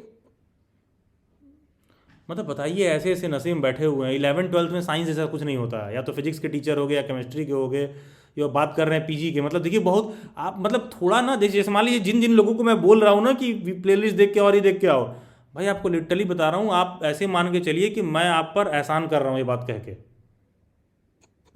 ठीक है। ये बात कह कर आप पर मैं एहसान कर, लिटरली बता रहा हूँ, ये बात मैं आप पर कह कर ना एहसान कर रहा हूँ कि तुम जाके प्लेलिस्ट देख कर आओ। क्योंकि पता है, ये आपसे कोई कह दे रहा है ना, बहुत बड़ी बात है, क्योंकि आपको खुद से नहीं समझ में आ रहा है कि क्यों देखना ज़रूरी है वो चीज़। क्योंकि देखिए, एक बच्चा ये है जो कहता है कि डीयू और जामिया का पेपर सेम है, और एक बच्चा हमारे यहाँ वो है जो दिल्ली यूनिवर्सिटी के बैच में एनरोल्ड है, उसका 40% सिलेबस कंप्लीट हो गया है। एक बच्चा हमारे यहाँ जामिया में एनरोल्ड है जिसका 40% सिलेबस कंप्लीट हो गया पढ़ते पढ़ते। अब तुम सोच लो कि तुम उससे कितना पीछे चल रहे हो अभी ही, क्योंकि अभी तो तुमको आज पेपर स्ट्रक्चर के बारे में पता चलेगा, पहले तुम सोचना शुरू करोगे उसके बारे में, ठीक है। तो ये चीज़ है। आप बताओ, वो इतने कॉन्फिडेंस से पीजीटी की रिगार्डिंग पूछा जा रहा है, मैं पूछ रहा हूँ पीजीटी साइंस कहाँ है, तो सर अच्छा नहीं है क्या? अरे भाई, बी सीरियस अबाउट इट यार, you have to apply for the job over there. जी जी एएस बताइए। सर वो क्वेरी नहीं थी मेरी, पर सबकी क्वेरी से हो जाए तो बस कुछ शेयर करना था 2-3 यस मिनट यस, का प्लीज मेरा बताइए क्लियर बताइए हो बताइए चुका है। आकांक्षा, बताइए। हाँ, अभी यस यस बताइए। सर हाँ, मुझे अचानक याद आया कि 2 साल पहले अभी डिग्री लूंगी, वापस जाऊंगी दिल्ली डिग्री लेने के लिए, तो जब बीएड के इस रेस में घुसी थी, जैसे यूट्यूब पे पहले टाइप किया था BEd in Delhi out of desperation, क्योंकि वो एक लास्ट मोमेंट ऐसा डिसीजन था लाइफ का। मेरे घर वाले बोल दिए थे तुमको तैयारी का मौका कुछ नहीं मिलेगा, अब शादी पैकअप ऐसा था। तो अब एक ही दिख रहा था भाई, दिल्ली अगर जाना है तो कैसे जाना है, तो बीएड करके वो एक रास्ता दिख रहा था। बीएड का कुछ नहीं पता था, फैमिली में कोई टीचर नहीं है। आपका वीडियो सबसे पहले आया था यूट्यूब पे, सीधे क्लिक मारा, आईपीयू का दिखा, कुछ नहीं पता था आईपीयू क्या होता है क्या, बस डीयू एक नाम सुना था, तो फ्रेंड्स ने बैचलर्स कर रखे थे, बीएड तो नहीं होता वो डीयू से, ऐसा कुछ आइडिया था नहीं। आईपीयू का वो देखा, अच्छा समझ गया ऐसा होता है। फिर उसका सिलेबस एलिजिबिलिटी का वो फटाफट देख लिया, टाइम हाथ में था नहीं, ऑलरेडी डेजर्टेशन चल रहा था लैब और साइंटिस्ट के बीच में, वो रात 9-10 बजे तक आपको रिसर्च वर्क करना है, टाइम नहीं तो तैयारी कैसे। आपका कुछ कोर्स निकला था उस वक्त, मुझे याद है, तो मैंने पढ़ने के लिए पैसे उस वक्त नहीं दिए थे, सोच के कि मुझे जानना होता क्या है ताकि आइडिया ले सकूं, टाइम तो है नहीं पढ़ने का। तो बच्चों को बताना चाहूंगी, हमेशा जब पैसे दे रहे हो ये मत सोचो इतने दिए हैं मुझे इतना पढ़ना है, आप पहले अपनी कैपेबिलिटीज देख लो, एग्जाम पैटर्न देख लो, आप परफॉर्मेंस आपका कैसा रहा है स्कूल और ग्रेजुएशन में, how what are your 4 like subjects, English math science, सही कैसा बात रहा है। है आपका, वीक है स्ट्रांग है। तो मैं अपना जानती थी मेरा क्या स्ट्रांग है क्या वीक है। मैंने फिर वो पैसे दे दिए, गिल्ट भी फील हुआ कि मैं बैठ के पढ़ नहीं पा रही हूँ। 1-2 दिन ओरिएंटेशन मुझे याद है आपका हुआ था, आप थे बहुत, तो स्टार्टिंग में हाँ जैसा आपने बोला स्ट्रिक्ट होते हैं, सब कुछ होता है। उसके बाद मेरी अटेंडेंस कम होने लगी क्योंकि वो अब साइंटिस्ट वहां से डांट रहे हैं, इनफैक्ट मेरी खिल्ली उठती थी कि यार यूजीसी की प्रिपरेशन तुझे करनी चाहिए, कहाँ, मतलब वो हंसते थे कि यार बीएड में कौन जाता है इसके बाद, you are degrading yourself, this and that. But वो नहीं समझ रहे थे मेरी फैमिली डायनेमिक्स क्या है, अपॉर्चुनिटी है नहीं, यूजीसी का टाइम है नहीं तैयारी करने का। मुझे हाथ में दिख रहा है कि मैं 30 दिन के अंदर या 45 सही दिन के बात है। अंदर क्या निकाल सकती हूँ। तो मुझे तो अपना रास्ता देखना था। उस वक्त भी एक लाइन मुझे याद है, एक गूगल मीट मैंने बस अटेंड किया था आपका, 1 से 2। तो मैंने बोला था sir it's risky to put all the eggs in one basket. Then you said yes you are absolutely right, you shouldn't put all your eggs in one basket. लेकिन आधे शायद फॉर्म के डेट्स फरवरी में आते हैं आईपीयू के, जहां तक मुझे याद आ रहा है। हाँ, मैंने IPO का फरवरी में मीटिंग अटेंड की थी। अब डीयू ये सब का कुछ आइडिया नहीं था, आरआई कुछ भी नहीं पता। आरआई तो मुझे फर्स्ट सेमेस्टर में पता चला ऐसा भी कुछ होता है। तो जिसके पास भी वक्त है, टाइम है, सब रिसर्च कर लो, you can like go to do BEd anywhere. मेरी मजबूरी थी, मुझे निकलना था, वो तो बात की बात है। जब बीएड में आए कोई बैकअप उसे मत रखो, बहुत असाइनमेंट्स और प्रोजेक्ट्स होते हैं, टेक इट सीरियसली। टीचिंग एक सीरियस प्रोफेशन है। लोग, हम भी हल्के में इसे लेकर आए थे कि टीचिंग ही तो है, इधर तैयारी करते रहे कि बिपिन चंद्र उठा लेंगे, ये करेंगे। लेकिन वो ऐसा, वो सपना सपना रह गया। जब डेडलाइंस आएंगे, आपको पढ़ाना है, ये करना है। Anyways I moulded my self कि जब जैसी परिस्थिति आती है खुद को बदल लेना चाहिए। हाँ, थोड़ी कमी रह गई कि जो एक कंप्लेन्स आए टीचर्स के मेरे, you are good, you work hard, everything is fine, you teach well, the only problem is you cannot connect with the students because you have lost that emotional touch. You take it as a profession, ये पढ़ा देंगे, इतने diagrams दे देंगे, इतने questions दे देंगे और फटाफट करो, like you have lost the sympathy that I'm trying to develop. वो हो जाएगा। तो जिसको भी है कि सर की बातों पे भरोसा नहीं है, सर ही मुझे बचाए थे 2 साल पहले। और मुझे थोड़ा सा वो गिल्ट आज भी है कि मुझे टच में रहना चाहिए था, फिर मैं बिजी हो गई रैट रेस में। नहीं नहीं, हमें तो गवर्नमेंट जॉब निकालना है, बीएड तो बैकअप है। लेकिन बैकअप आपका खैर अब प्लान ए हो गया एंड रियलाइज होता है कि नहीं, टीचिंग अच्छा है यार, मैंने बेकार का ही वो फैमिली प्रेशर, सोसाइटी सबका सुन लिया था। राइट। एंड आकांक्षा, एक चीज़ और होता है ना, इट्स नॉट अबाउट कि अच्छा है बुरा है, पता है, मतलब कुछ चीज़ें होती है ना, करते करते उसमें दिल लगने लगता है। जी बिल्कुल बिल्कुल सर। ठीक है, जो आप करने लगती हैं तो लगता है कि हाँ यार सही जा रहा है। एंड पता है बहुत ज़्यादा, जैसे मान लो हम तो देखते हैं जैसे जो नेट जेआरएफ वगैरह वाले होते हैं उनका बेड़ा सबसे ज़्यादा गर्क है। देखो, दिल्ली वाइट से प्रिपरेशन कराता हूँ सब चीज़ों को, लेकिन हम तुमको सिंपल सा बात बताएं क्यों बेड़ा गर्क है। मेजॉरिटी ऑफ द कॉलेजेस में केवल एडहॉक पर उनका जो है उनको धुना जा रहा है। उस तुलना में बीएड वाला जल्दी परमानेंट जॉब में आ जाता है। जी सर बिल्कुल। हाँ, और वो एडहॉक वाला किस सपने में बैठा रहता है, अरे जब परमानेंट होंगे ना तो प्रोफेसर हो जाएंगे। अभी तो 50 साल की उम्र में परमानेंट बनोगे तो बचा कितना जीने के लिए। ठीक है, ये भी बात वो होती है। फीलिंग तब आएगी ना जब पढ़ाओगे और बच्चे फिर they will look like with pride in their eyes की अरे, तो लगता है कि 40 बच्चे हैं, they look up to you. नहीं जाओगे पढ़ाने, वो आपका इंतजार कर रहे हैं, तो वो फीलिंग नहीं, धीरे राइट धीरे आती है। राइट। देखिए तो सर की बातों ये आप सर भरोसा करो, सर बहुत अच्छा। हाँ, स्ट्रिक्ट है बट वो आपके लिए, because everyone sugar coats the words in these days. Sugar coating words से जिंदगी नहीं चलती है। You need the raw brutal truth sometimes to hear it. Yes Yeah, it's जरूरी है। यस, जैसे जैसे देखिए ना, जो लोग ये जो लोग बोल रहे हैं कि डीयू और जामिया का पेपर सेम है, अरे भाई कि सेम, अरे सेम, अरे दूर दूर तक कहीं से सेम नहीं है भाई।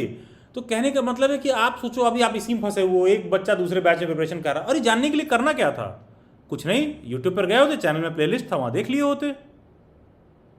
ठीक है, उसको आप देख लेते, उतना पर्याप्त था। उसको देख के आते सेशन में तो आपका डिस्कशन का लेवल भी अपग्रेड होता कि सर ये प्रॉब्लम है, ये चीज़ कैसे करें, ये प्रॉब्लम है, ये कैसे करें। मेरा जब आईपीयू हो गया तब डीयू का एग्जाम आया था। इतना अफसोस हुआ कि जिनके कम नंबर थे हमसे आईपीयू में, वो भी डीयू में निकल गए एग्जाम देके। हमें आइडिया ही नहीं था, हमें तो बस एक गोल दिख रहा था, बस निकलना है, करना है।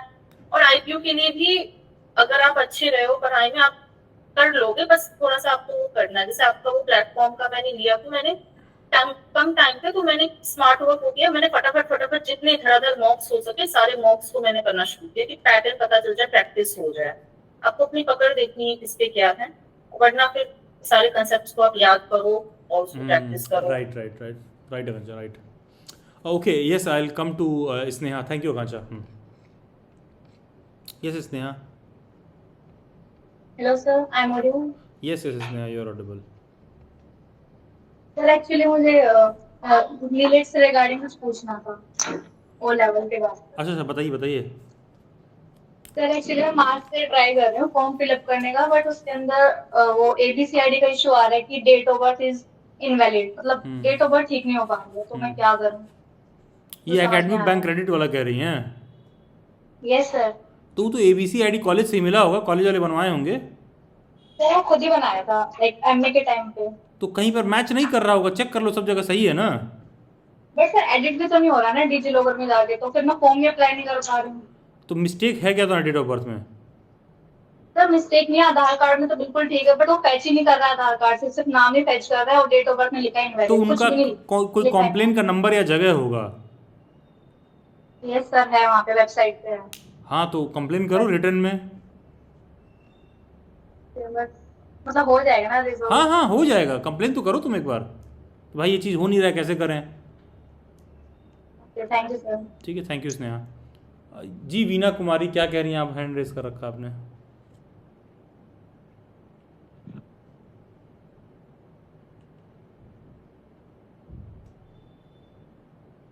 क्विक, किसी और को कोई doubt and query?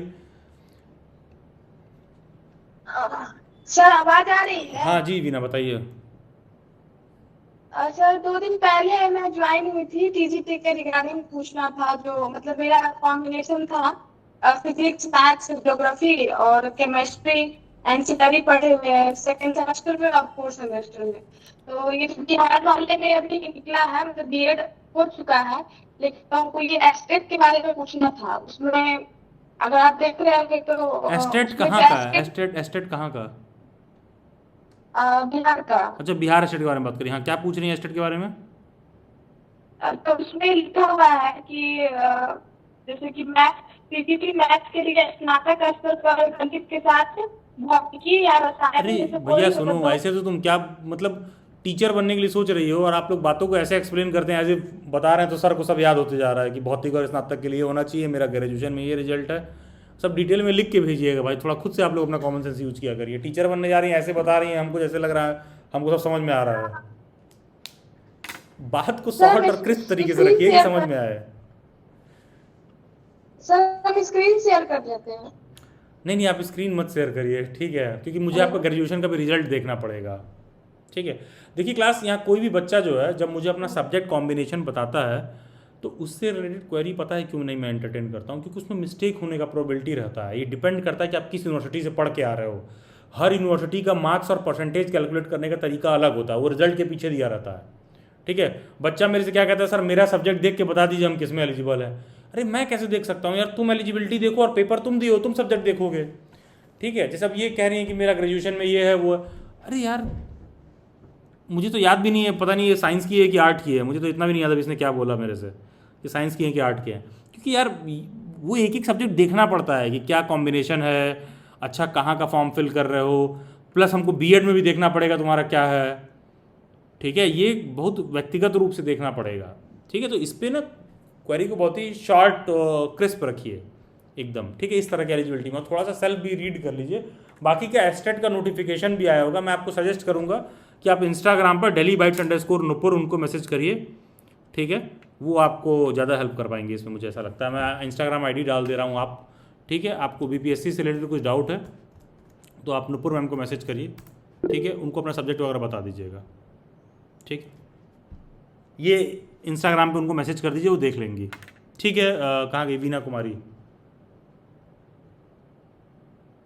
Yes sir, Instagram ID कहाँ से देखना है? इंस्टाग्राम आईडी कहाँ से देखना है? लिखे तो delhibytes_nupur। इंस्टा पे अकाउंट है? यस सर है, मतलब कहाँ पे आपने भेजा है? वो अभी आया था लेकिन हमको चैट बॉक्स में भेजा। अरे यार, अरे चैट बॉक्स में डाला है भाई, आया क्या था? delhibytes_nupur। ये लोग फिर से टाइप कर दिए हैं। अब तुम कहोगी सर फिर से अभी आया था गायब हो गया। स्क्रीनशॉट ले लो जल्दी से, चैट वाले बटन पे क्लिक करो यार, शो करेगा क्या है चैट बॉक्स में।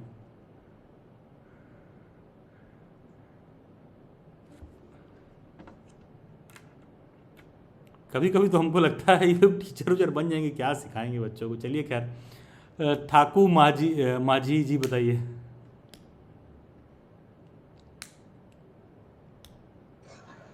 हेलो जी जी बताइए प्लीज। हाँ सर, मेरा अभी बीएड कर रहा हूँ सेंट्रल यूनिवर्सिटी हरियाणा से सर, जी जी सोशल साइंस। आपसे ऑलरेडी भी हो चुका है सर। अच्छा, आप central sir university of Haryana से कर रहे हैं बीएड, राइट? हाँ। हाँ हाँ सर।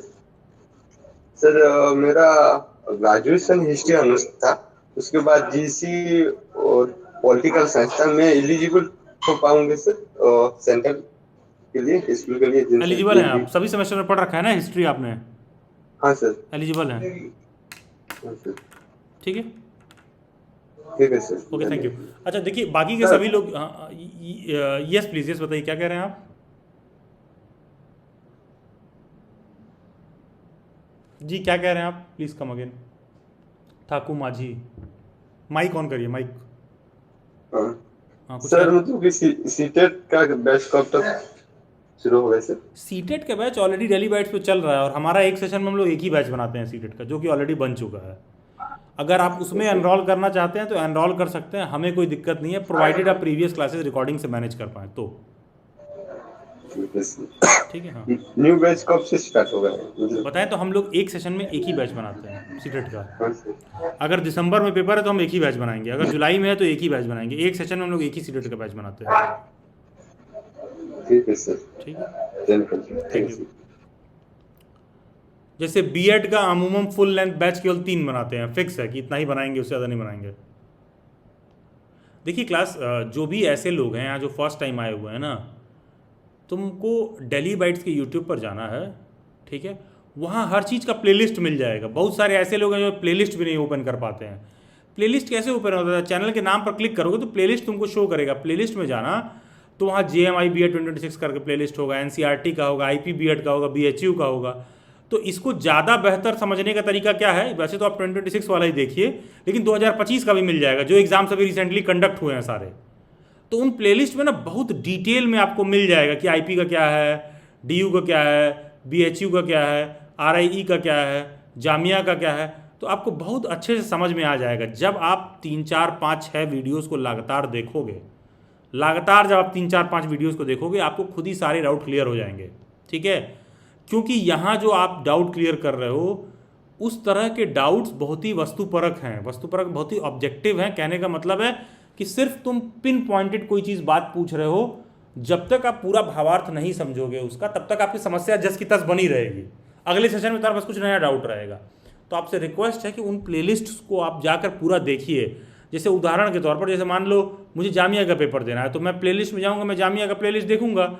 जामिया के प्लेलिस्ट में मेरे को सीधा देखने के लिए मिल जाएगा, अच्छा इंट्रोडक्शन में क्या बताया गया है, स्पेशल एजुकेशन क्या होता है, प्रिपरेशन क्लासेस के लिए क्या है, एलिजिबिलिटी क्राइटेरिया पे जो डाउट एंड क्वेरी हैं वो क्या है, सिलेबस क्या है, डिटेल में सिलेबस एक्सप्लेन है जामिया का, बुक्स टिप्स क्या है, फिर सेशन कंडक्ट किए होंगे होली सोली जामिया पर फोकस्ड, जो बच्चे जामिया से क्वालिफाइड हैं वो क्या कह रहे हैं। ठीक है? जब थोड़ा सा मेहनत करोगे तब समझ में आएगा। ठीक है? शुरुआत में मैंने बोला था कि देखिए आके फैल जाना बहुत आसान है, आपके करियर के रिगार्डिंग बात है, थोड़ा सा आप उसको सीरियस नोट पर देखोगे यार तो समझ में आएगा, नहीं देखोगे यार तो बस फिर दिक्कत होगा। ठीक है? तो चलिए ठीक है, बीएड से रिलेटेड किसी और को फिलहाल अभी कोई डाउट नहीं है ना? Otherwise will wrap up the session. किसी को बीएड से रिलेटेड कोई डाउट? ठीक है, then I come to this candidate Akanksha. Just switch on your mic Akanksha, just. जी आकांक्षा, कल आप इवनिंग में प्राइवेट टीचिंग जॉब के रिगार्डिंग बात कर रही थी, हम लोग कुछ डिस्कस कर रहे थे रात में, राइट? जी जी। तो वहाँ पर आप बोल रही थी कि मैंने जो है यूट्यूब पर जो है साइंस के रिगार्डिंग सोचा कुछ करें, तो जो है मैंने देखा कि यार इतने सारे लोगों, हाँ इतने सारे लोगों ने इतना कुछ कर रखा है, राइट? कुछ ऐसा बात हो रहा था? जी हाँ, मतलब मुझे लगा वही रिकॉर्डेड हर जगह है, बच्चा बस ऐप डाउनलोड कर रहा है, मतलब इंटरेक्शन नहीं दिख रहा था। नहीं ठीक है, वो चीज़ नहीं, मैं कह रहा था जो आप अपने पर्सनल कैपेसिटी में बता रही थी खुद को लेकर, जब मैं सोची कि बायो साइंस या साइंस से रिलेटेड कुछ करूँ। हाँ, मतलब पहले तो मैं देखा मेरी एनिमेशन स्किल्स तो जीरो है, वैसे तो कुछ बना नहीं पाऊँ, नॉर्मल पीपीटी बनानी आती है कॉलेज लेवल की, और मतलब जो पढ़ा रहे हैं सर पढ़ा रहे हैं, बच्चे बस चैट बॉक्स में कुछ कमेंट कर दिए हो गया। अब किसी बच्चे को जो एवरेज है उसको एकदम ABCD करके पढ़ाना पाएगा, भाई सेल में ऐसा क्यों हो रहा है ऐसे करके, वो किससे पूछने जाएगा? मेरे को तब दिमाग में अच्छा। ये एक मतलब एक ठीक है आकांक्षा, मैं एक बात ऐड कर रहा हूँ। देखो 9th वाले डे पर ना एक सेशन है जॉब रेडी स्किल का और यूट्यूब के रिगार्डिंग। हाँ सर मैंने देखा 29 पर। देखिए आप ना एक बात समझ लीजिए, जो आप कह रही थी कि मैंने सोचा तो मेरे को तो एडिटिंग नहीं आती है और लोगों ने उतना ढंग से एडिट करके बना रखा है, वीडियोस पढ़ा रखा है। देखिए यूट्यूब पर अगर आपको सक्सेसफुल होना है तो फॉर्मूला सिंपल सा है, इधर you be the best one और बी द फर्स्ट वन। तो बेस्ट आप है नहीं और फर्स्ट आप है नहीं, ठीक है, बात सिंपल सी है। तो देखो यार है क्या, इसमें एक आपकी भी गलती है। आपकी गलती क्या है? Obsession for self. आप वो चीज़ें कराने की कोशिश कर रहे हो जो आपको आता है। आप साइंस और लेट से मान लो बायो साइंस है, जो भी आपको सब्जेक्ट रहा है, अगर आप उसकी स्टूडेंट हैं तो आपको लगता है कि हम बायो साइंस पढ़ाने जाएंगे। कहने का मतलब है मैं हिस्ट्री का स्टूडेंट हूँ तो मुझे लगा चलो हिस्ट्री पर वीडियो बनाते हैं। अरे यार हिस्ट्री पर तो पहले ही इतना सारा धाकड़ धाकड़ वीडियो लोगों ने बना रखा है, पूरा बना के कंप्लीट कर रखा है, एनिमेशन बना रखा है, क्या क्या नहीं बना रखा है। इतने बड़े बड़े टेक प्लेटफॉर्म है, तो तुम्हारा कौन देखेगा? कोई नहीं देखेगा। तो अगर मुझे बनाना है तो मैं उस टॉपिक को ढूंढूंगा जो जनता को चाहिए, वो नहीं जो मुझे आता है। ठीक है, तो स्टैंड आउट करेगा। हाँ, तो देखो तुम कुछ यूनिक नहीं बनाओगे, तुम वो सब प्रॉब्लम सुलझाओ। जैसे कि मान लो अगर आपको जैसे वो तो मैं लास्ट डे पर डिस्कस करूंगा, डे 9 पर, जो यूट्यूब वाली बात है। जैसे मान लो मुझे एक बढ़िया हेल्थ इंश्योरेंस लेना है, आई हैव नो आइडिया, तो मैं जाऊंगा सारा खंगाल के आऊंगा कि क्या है। जब मैं उस पर इंफॉर्मेशन दूंगा तो आप देखेंगी कि आपका वीडियो का कंटेंट अच्छा रिकॉर्डेड भी नहीं तो भी लोग सुन रहे हैं। मैं लोगों को एनालाइज करके हाँ, लोगों को मैं ये बताऊं कि गवर्नमेंट के कौन कौन से स्कीम है, उसका कैसे बेनिफिट लो, तो उसको avail the benefits। हाँ, मैं ये बताऊं कि कोई स्टार्टअप है तो उसको फंड कैसे मिलेगा, तो उसको लोग यूट्यूब पर देखेंगे, ना कि तुम्हारा बायो का वीडियो। बिल्कुल बिल्कुल। हाँ, तो प्रॉब्लम यही होता है, लोग बताने भी ये जाते हैं जो उनको आता है। नहीं भाई, दुनिया को वो जानना है जिसको उसको जिस चीज़ की ज़रूरत है। यहाँ जो लोग बैठे हैं वो बीएड करना चाहते हैं, वो इसलिए मेरे पास समझने के लिए बैठे हैं। ठीक है, मैं नीट जेई के बच्चे को यहाँ बैठा के बीएड का एलिजिबिलिटी नहीं समझा सकता हूँ, समझेगा नहीं, कहेगा हमको करना क्या है। तो तुम वो चीज़ मत बताओ जो तुमको आता है, तुम वो चीज़ बताओ जो लोग जानना चाहते हैं। नॉलेज को देखकर रिसर्च एनालिसिस करके। हाँ, तो वो बातें सिखाने के लिए तुमको खुद भी हो सकता है 4 महीना सीखने में लग जाए। पहले खुद का नॉलेज बेस बिल्ड करना होगा। ठीक है, जैसे कि मेरे 2-3 जानने वाले हैं जिनको मैंने गवर्नमेंट से स्टार्टअप में फंड दिलवा रखा है। जो उन लोगों से मैं बात करूं तो जानते हो क्या बोलते हैं? अरे ये सब स्कीम केवल कहने के लिए होता है, किसी को मिलता नहीं है। हमने कहा नहीं भाई, सरकार ने बनाया है तो तुम भी देखो कि तुम ले पा रहे हो कि नहीं ले पा रहे हो, वो मिलता है।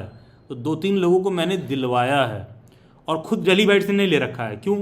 डेली बाइट्स को ऐसे फंडिंग की आवश्यकता नहीं है, एज सिंपल एज दैट। तो बहुत लोग ये भी समझ में नहीं आता, उनको लगता है फंडिंग मतलब उठा ही लेना है। ठीक है भाई, फंडिंग के बदले आपको कुछ देना पड़ता है। ठीक है, तो कहने का मतलब ये है, लेकिन और लोगों को नहीं पता है कैसे लेना है। मैं देख रहा था कोई ढंग का ऐसा आदमी नहीं है जो बता दे कि मुख्यमंत्री युवा उद्यमी वाले स्कीम का लाभ कैसे लेना है। ठीक है, ये चीज़ है। और जो कराएगा उसके पास लोग पैसा दे के भी जाके जुड़ेंगे, तो जो करा रहा है उसको भी लाभ मिलेगा और जो लोग सीख रहे हैं उनको भी लाभ मिलेगा। सही बोल रहे हैं। ठीक है, डेली बाइट्स की एक स्टूडेंट है, कभी मैं उसको सेशन में ले आऊँगा। वो डेली बाइट्स पे जॉब रेडी स्किल में जुड़ी थी। हमारे क्लाउड किचन का जो एफिलिएशन है, क्लाउड किचन ओपन करने में कितना लगता है? 10-15 हज़ार रुपये लगता है। मुख्यमंत्री जिला उद्यम वाले में मेरे ही सजेशन पे उसमें फिल किया है। जहाँ जहाँ गलती की थी मैंने गाइड किया, उसको 5 लाख रुपए गवर्नमेंट की तरफ से मिला है, इसलिए ताकि उसने अपने उस बिजनेस को बढ़ा सके। ठीक है, और वो ऐसा नहीं है कि उसको डोनेट कर दिया है गवर्नमेंट ने, उस पैसे पर कोई इंटरेस्ट नहीं लगेगा उससे। ठीक है, और जब वो 4 साल तक पैसा थोड़ा थोड़ा करके जब गवर्नमेंट को वापस कर देगी तो गवर्नमेंट उसको 50,000 रुपये सब्सिडाइज भी करेगी। फिर आपको इस बारे में नॉलेज था, इसलिए आप गाइड कर पाए। हाँ, तो अब देखो मेरे पास तो फुर्सत नहीं है जाके मैं उसको यूट्यूब पर बना के गाइड करूँ, लेकिन मैं आपको बता रहा हूँ कि आप वो चीज़ करिए जो दुनिया को चाहिए। लोगों का भी मदद होगा और आपका भी भला होगा। Once you gain knowledge in that domain, then you can sell that knowledge back. Right. And if you are selling something genuine thing तो उसमें गलत क्या है? अगर कोई सड़क पर चाय और ब्रेड बेच रहा है और चाय और ब्रेड बना के, तो उसमें गलत क्या है? ब्रेड एंड बटर का सबका अपना difference है। हाँ, ठीक है। तो मैं आपको दिखाता भी हूँ, मैं मेरे रिकमेंडेशन पर उसने ले रखा है, ठीक है। बच्चे का लॉगिन दिखा दूंगा, मेरे पास लॉगिन है, 5 लाख रुपये को सैंक्शन हुआ है भाई, ठीक है। शी हैड नो आइडिया, ठीक है। तो जो कर रहे हैं उनको मिलेगा, ठीक है। वो हमने वो किसी बात पे होने लगी, बताने लगी उत्तर प्रदेश की ये है, तो कई सारे यहाँ तो 10,000 रुपये खर्चा लग रहा है ओपन करने का। हमने कहा 10,000 खर्चा लग रहा है तो क्या हो, तुमको गवर्नमेंट से 5 लाख मिल रहा है, तुम ले लो, ठीक है। ये देखिए, बिना गारंटी के, ठीक है। तो उसको 5 लाख मिला, तो उसको उतने पैसे की आवश्यकता नहीं है, लेकिन हमने कहा खुल के एडवर्टाइजमेंट वगैरह करो, ठीक है। ऐसा नहीं कि गवर्नमेंट ने पैसा डोनेट कर दिया है उसको, ठीक है। तो यहाँ लोगों को अप्लाई करना रहेगा ना, तो अप्लाई करने से पहले ही लोगों की मौत आने लगती है। उनको लोग बोलेंगे अरे पता नहीं मिलेगा नहीं मिलेगा, और ये वो फलान डेगाना। मैंने बोला भाई मिलेगा यार, क्यों नहीं मिलेगा? स्टार्टिंग में एवरीवन विल रेज क्वेश्चंस, अरे झूठ है, ऐसा होता नहीं है। गवर्नमेंट भाई बना रखी है, दे रही है यार, मिल रहा है लोगों को, कैसे नहीं मिल रहा है? मैं लोगों को लॉगिन पोर्टल में लॉगिन करके दिखा दूंगा, ठीक है। मैं लॉगिन करके दिखा दूंगा आपको कि देखिए 5 लाख रुपये सैंक्शन किया जा चुका है, और कोई बहुत बोलेगा तो अकाउंट स्टेटमेंट भी मंगवा दूंगा, ठीक है। इस बारे में आपकी जानकारी रखी? हाँ जानकारी है, मुझे पता है, मुझे आज पता है कि मुझे डेली बाइट्स के लिए 25 लाख रुपए उठाना हो, मुझे आज का आज मिल जाएगा। लेकिन वो वाला अप्रूवल मुझे डीएम कार्यालय से लेना पड़ेगा, तो मुझे डीएम ऑफिस में जाना पड़ेगा 4 बार, ठीक है। तो यहाँ हो सकता है बहुत सारा कोई ऐसा बच्चा बैठा हो, तो तुमको मिल रहा है तो कहीं नहीं ले रहे हो 25 लाख रुपए। अरे भीख थोड़ी ना बट रहा है, सरकार देगी तो कुछ टर्म्स कंडीशन के साथ देती है कि आप जाके अपना काम करिए, जो पैसा आएगा रिटर्न करिए। फर्जीवाड़ा करने के लिए नहीं दे रही है। यहाँ तो बच्चे क्या सोचते हैं कि 5 लाख मिल जाए, करेंगे हम सरकारी का तैयारी ही नहीं, nobody gets a free lunch, ये तो समझ लेना। हाँ, ये चीज़ है। जैसे लोग क्या करते हैं, अब वो बच्चा क्या कर रहा है कि वो गवर्नमेंट का तैयारी भी करना है उसको, और उसको 5 लाख रुपए भी चाहिए, तो दोनों नहीं होगा। आपको कुछ दिखाना है, आप क्या कर रहे हाँ, हो? आप क्या कर रहे हो, ठीक है, आप दिखाइए। पेरेंट्स ने भी जैसे हम पे इन्वेस्ट किया, वो दिखाओ अब रिजल्ट। आपके एजुकेशन पे 4 साल लगे, 5 साल लगे। हाँ, ये चीज़ है। तो वो जो करने वाले लोग हैं उनको लाभ मिल रहा है। मैं आज जानता हूँ, मुझे डेली बाइट्स के लिए 25 लाख रुपए चाहिए, तो मुझे कोई इन्वेस्टर की जरूरत नहीं, गवर्नमेंट से ही मेरा फंड हो जाएगा। लेकिन यार उसके बाद टर्म्स कंडीशन होते हैं कि भाई इतने का रेवेन्यू नहीं होना चाहिए, प्राइवेट लिमिटेड में रजिस्ट्रेशन होना चाहिए, इतना आप टैक्स देंगे। तो हमको प्राइवेट लिमिटेड में रजिस्ट्रेशन नहीं कराना है, क्योंकि आप जब मेरी जगह बैठोगे तो आपको समझ में आ जाएगा क्यों नहीं कराना है प्राइवेट लिमिटेड में रजिस्ट्रेशन। अभी अलग अलग टैक्स वैक्स का नॉर्म्स होता है गवर्नमेंट, जानने के बाद पता चलता है। हाँ, तो वो चीज़ें तो मुझे अभी नहीं कराना है, ठीक है। तो अब वो जिनको उस क्योंकि जो मैन्युफैक्चरिंग वाले सेक्टर में 25 लाख रुपए लें, मैन्युफैक्चरिंग वाले को ज़रूरत पड़ता है। मैं सर्विस सेक्टर में हूँ तो मुझे ज़रूरत नहीं पड़ता है, ठीक है। मान लो कोई चीज़ ऐसा जो तुम बना के लोगों को दे रही हो, तो मैन्युफैक्चरिंग सेक्टर वाले को ज़रूरत है उस 25 लाख का। और डेलीवेट सर्विस सेक्टर में हम क्या करेंगे लेके? मिल जाएगा मुझे भी, लेकिन मैं लेके करूँगा क्या? ठीक है, ये बात है। अच्छा, कोई यहाँ हो सकता है सर लेके ज़मीन खरीद ले, नहीं भाई, वो पैसा जिस काम के लिए मिला होता है उसी काम के लिए मिला है। बाद में बिल उल बहुत सारी चीज़ें देनी रहती हैं, गवर्नमेंट जो आप पैसा खर्च करते हो तो बिल उल देती है, ठीक है। तो ये सारी चीज़ें हैं, तो मतलब लाभ उन लोगों को मिल रहा है जो करना चाह रहे हैं। हाँ, मैं ये कह सकता हूँ कि एकदम ईजिली अवेलेबल नहीं है। तो देखिए ना यार, पाने के लिए भी लोग संघर्ष नहीं करते हैं। सच बताएं, तुमसे अच्छे खासे लोग आते हैं, सर हम भी फिल किए थे, हमको बैंक वाले ने मना कर दिया। अभी तो बैंक वाला तुमको क्यों सर पे बैठाएगा? पहले तुम जाओ 4 बार पता करो, तुम जिला उद्यम कार्यालय में जाके बोलो कि हमको बैंक सैंक्शन नहीं कर रही है, आप प्लीज़ बैंक को बोलिए। ये तो समझ रहे हैं, इंडिया में कोई चीज पहली बार में आसानी से नहीं होती, हर जगह। हाँ, दैट्स द पॉइंट। जॉब से लेकर कोई भी आप कल जाओगे। हाँ, जैसे लोगों को लग रहा है कि यहाँ सरकार खैरात बांट रही है, खैरात नहीं बांट रही यार, जो लोग कर रहे हैं उनके लिए है। डे टू डे लाइफ में मैं जब दिल्ली भी आई थी, वेट करने, एक सिंगल वुमन को मतलब कोई रेंट रूम भी लेने में धूप में चक्कर काटने पड़े, बहुत सारी चीज है काटने पड़े। और अभी बात करोगी तो बहुत सारे लोग मिल जाएंगे, अरे भैया हमारे यहाँ रेंट पर अवेलेबल, हमारे यहाँ रेंट पर अवेलेबल है। लेकिन जब लेने जाओगी तो कहीं का वॉशरूम नहीं ठीक होगा, किसी का दीवार नहीं ठीक होगा, किसी का कुछ नहीं ठीक होगा।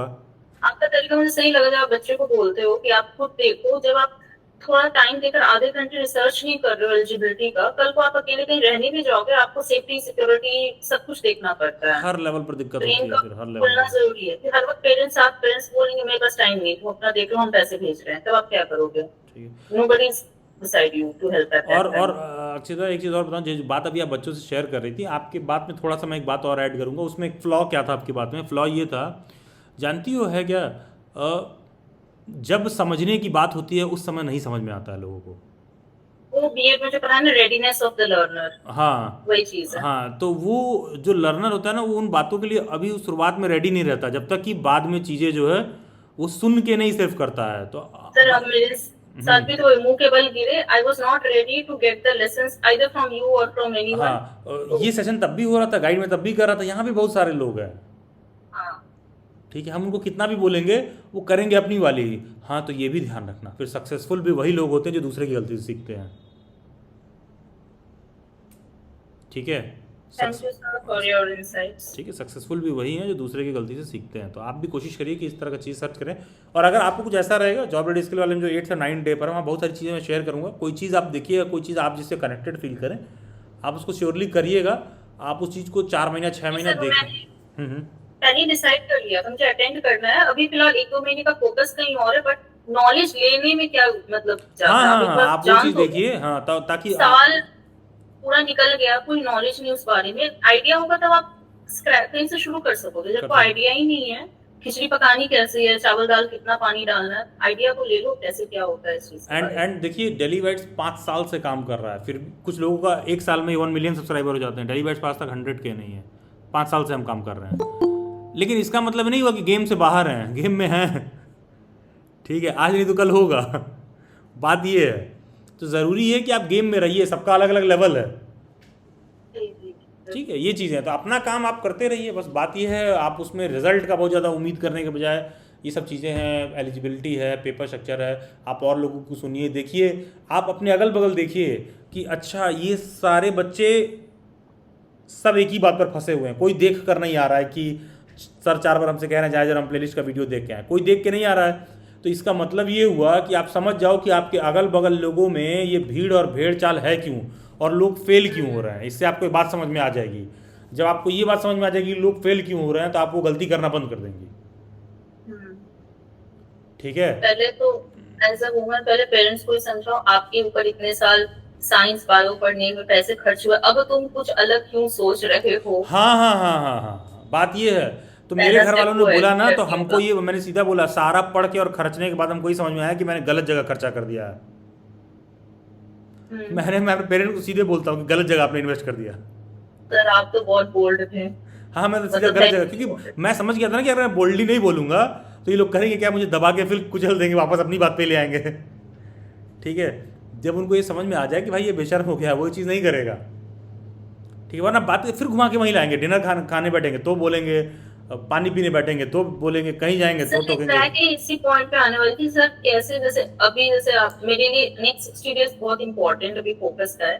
अगर रोज शाम को कोई 1 घंटे एक ही बात के ऊपर लेक्चर सुना रहा है, कैसे एक कान से सुन के इग्नोर करे सर, फोकस कैसे मेंटेन। फिर 1-2 घंटे पता नहीं इमोशनल हो जाता है इंसान, फोकस लूज कर दे रहा है पढ़ाई नहीं में। नहीं, तो जब भी ऐसा रहा करे तो बोलो कि नहीं नहीं आप सही कह रहे हैं आप लोग, कि मुझे लगता है कि हाँ यहाँ मेरी से गलतियाँ हुई हैं और इसको मैं सुधार करूँगा। ठीक है, बस मुंडी हिला लेना है, हाँ बोल देना है। हाँ, नहीं नहीं कि आप सही कह रहे हो, आई एग्री। और इनफैक्ट वो टॉपिक छेड़ें, तुम ही छेड़ दो पहले। नहीं नहीं, ये गलती नहीं करना है, आग में घी नहीं डालना। नहीं नहीं वो नहीं उनका आदत हो जाता है, चाय लेकर बैठे, पेपर लेके बैठे, अब शुरू करना है। नहीं, तुम खुद शुरू करो।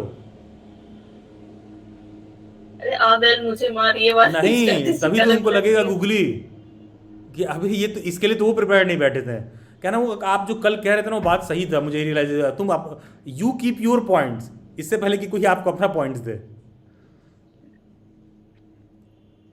ठीक है, फिर वही ताना हो जाए, अच्छा निकाल लो 2 महीने में, अब जो आने वाला है वैकेंसी देखें कितना दम है तुम्हें, फिर वो ताना और भी नहीं लेना है, निकाल नहीं नहीं नहीं, तो कह दो उसके हाँ बाद हाँ बताना बिल्कुल, है। मेरा प्लान है कि इसका फॉर्म फिल करके इस बार तो कर देना है। हाँ, इन मीन मुझे टाइम वो दिखाना है कि देखिए मैं बेवकूफ नहीं थी, मेरे में कैलिबर है, ये मौका पहले दिए रहते तो 25 में ये नौकरी लगती, अब मुझे नहीं, 27 इन मीन टाइम जो आप कर रही हैं आप उसको सिद्ध करते रहिए। हम्म। ठीक है, इन मीन टाइम आप जो कर रहे हैं आप उसको सिद्ध करते रहिए। देखो देखो कांचा, प्रॉब्लम ये भी होती है ना फैमिली के साथ, कि जब इस तरह की समस्याएं होती हैं तो आपके पास भी कुछ आइडिया और प्लान होता नहीं है।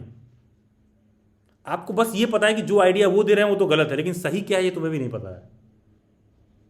और जब आप कुछ अचीव करोगे तब आज बोलोगे तो नहीं, कल को अगर हाथ में कुछ एक क्रैक करके कुछ रहेगा ना, तो ये आइडिया बोलने का तब उनको बोगस नहीं लगेगा। आज तो सीधे चाय उठाकर मार देंगे मुंह पर कि बोगस आइडिया बोल रही है, ये कुछ भी बोल रही है, दिमाग से भी आ गया है।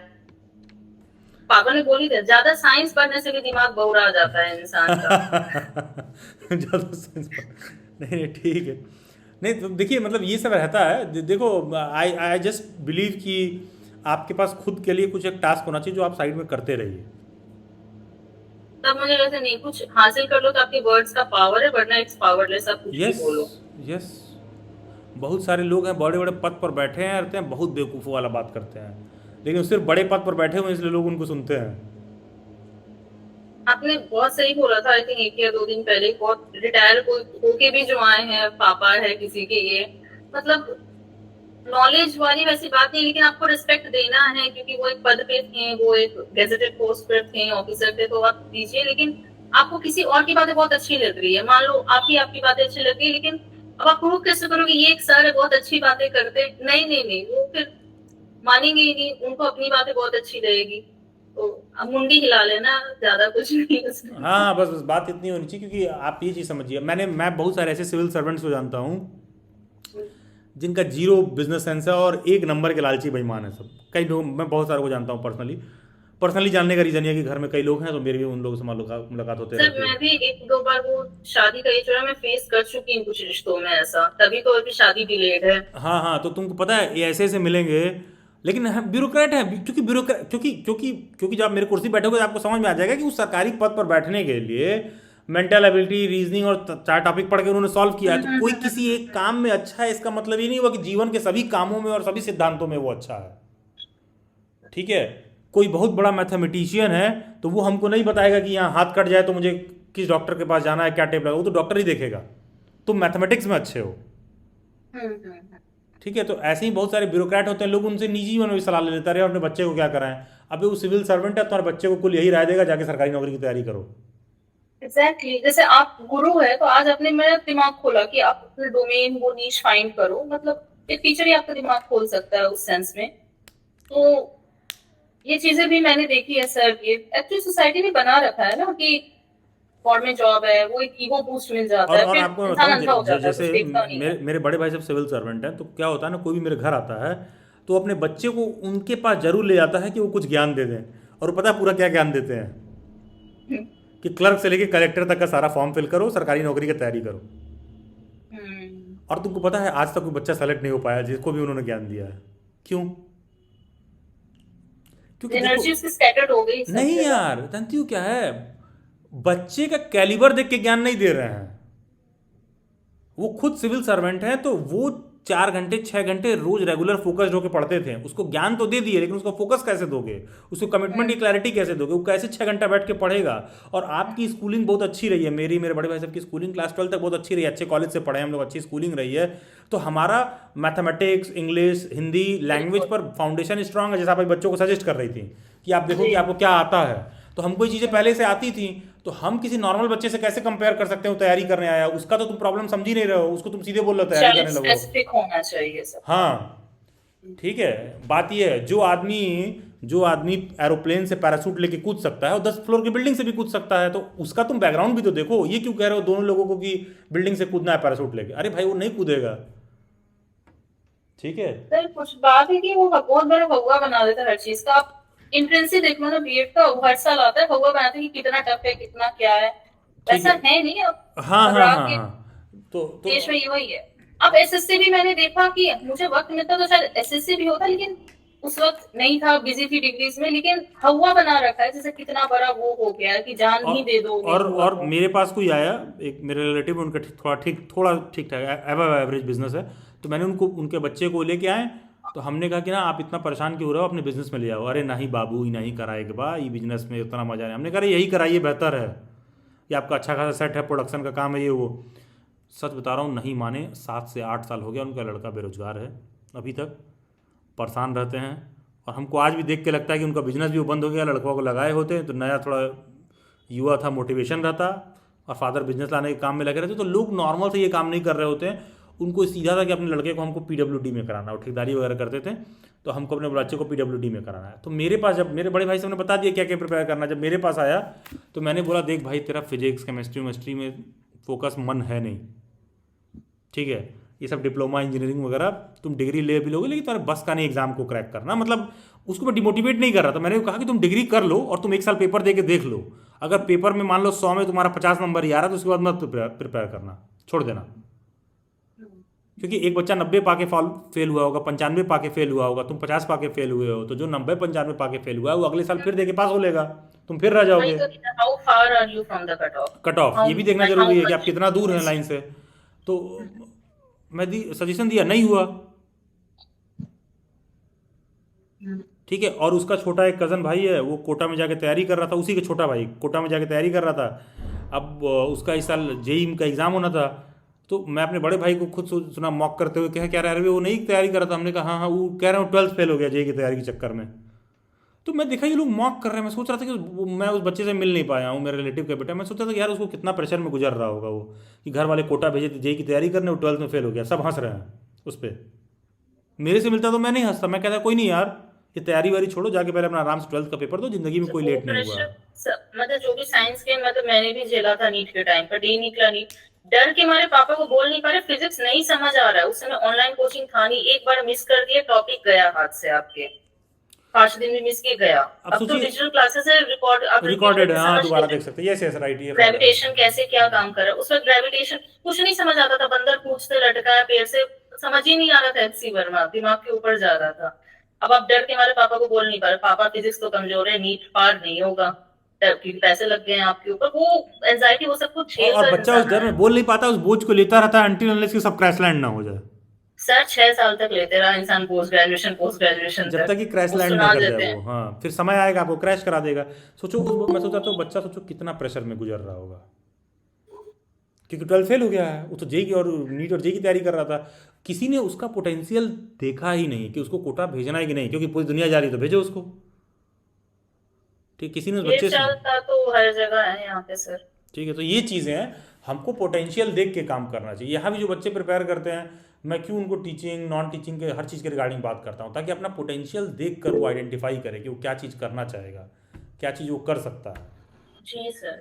सर ये बेशक हर जगह दिखता है सर, ग्रेजुएशन पोस्ट ग्रेजुएशन आपके जॉब में। इनफैक्ट मैरिज मार्केट का भी बता रहे हैं सर, जैसे सब शादी कर रहे हैं तुम भी कर लो, तो गए थे वहां भी मुंह के बल गिरे, जब वो बोलना नहीं चाहिए, बट कुछ स्टेट्स हैं जहाँ वो दहेज का डिमांड बहुत हुआ है, तो फिर वो ईगो पे लग जाता है। जिन लड़कियों को नहीं लगता वो एडजस्ट कर जाती है, जिन्हें लग जाता है हमें लगता है कि अच्छा इतनी बड़ी बात है, लोग हम भी करके दिखाते हैं। अगर if someone is asking money that I have cracked this course, so I'm demanding a price for it.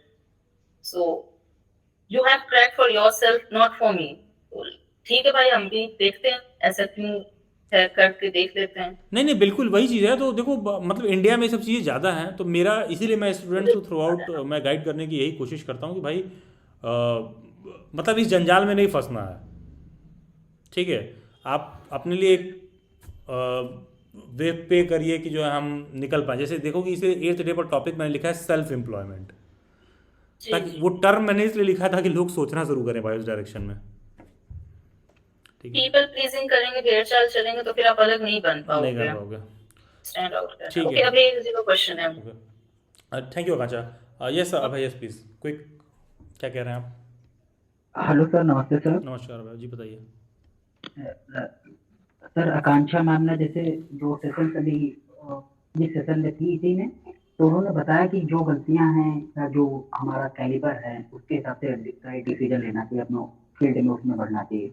Sir मैंने जैसे सोचा, मेरा प्रॉपर सर मेरे घर में कोई दबाव भी नहीं, लेकिन मैंने टीचिंग में जाने को सोचा कि मुझे अच्छा एक्सप्लेन करना लगता है, ऑब्जर्व करना अच्छा लगता है। तो क्या मिस्टेक्स है सर? मैं जैसे यूजी कर चुका हूँ तो मैं पीजी अपनी परस्यू कर रहा हूँ, तो क्या मिस्टेक्स हैं सर हमें नहीं करनी चाहिए, या मैम से भी मैं पूछना चाहूँगा। और क्या मतलब एक्सप्लोर, बस एक ही मिस्टेक है, सरकारी नौकरी की तैयारी के भरोसे मत बैठे आइए, और कुछ मिस्टेक नहीं है। जब वो उससे कुछ हट के सोचना शुरू करेंगे तो बहुत सारा ऑप्शन खुल जाएगा, बस बात इतनी है और कुछ नहीं, और कोई मिस्टेक नहीं है। वही मिस्टेक है जो 3 दिन से कहा जा रहा है कि सिर्फ उस नाम पर मत बैठिए। मैं ये नहीं कह रहा हूँ कि करना नहीं है, मैं कह रहा हूँ उस नाम पर मत बैठिए, बस यही मिस्टेक, और कोई मिस्टेक नहीं है, ठीक है। चलिए खैर, that will be all for this session. Thank you everyone, बहुत सारी शुभकामनाएं, all the very best, have a great time at all of you. Thank you everyone.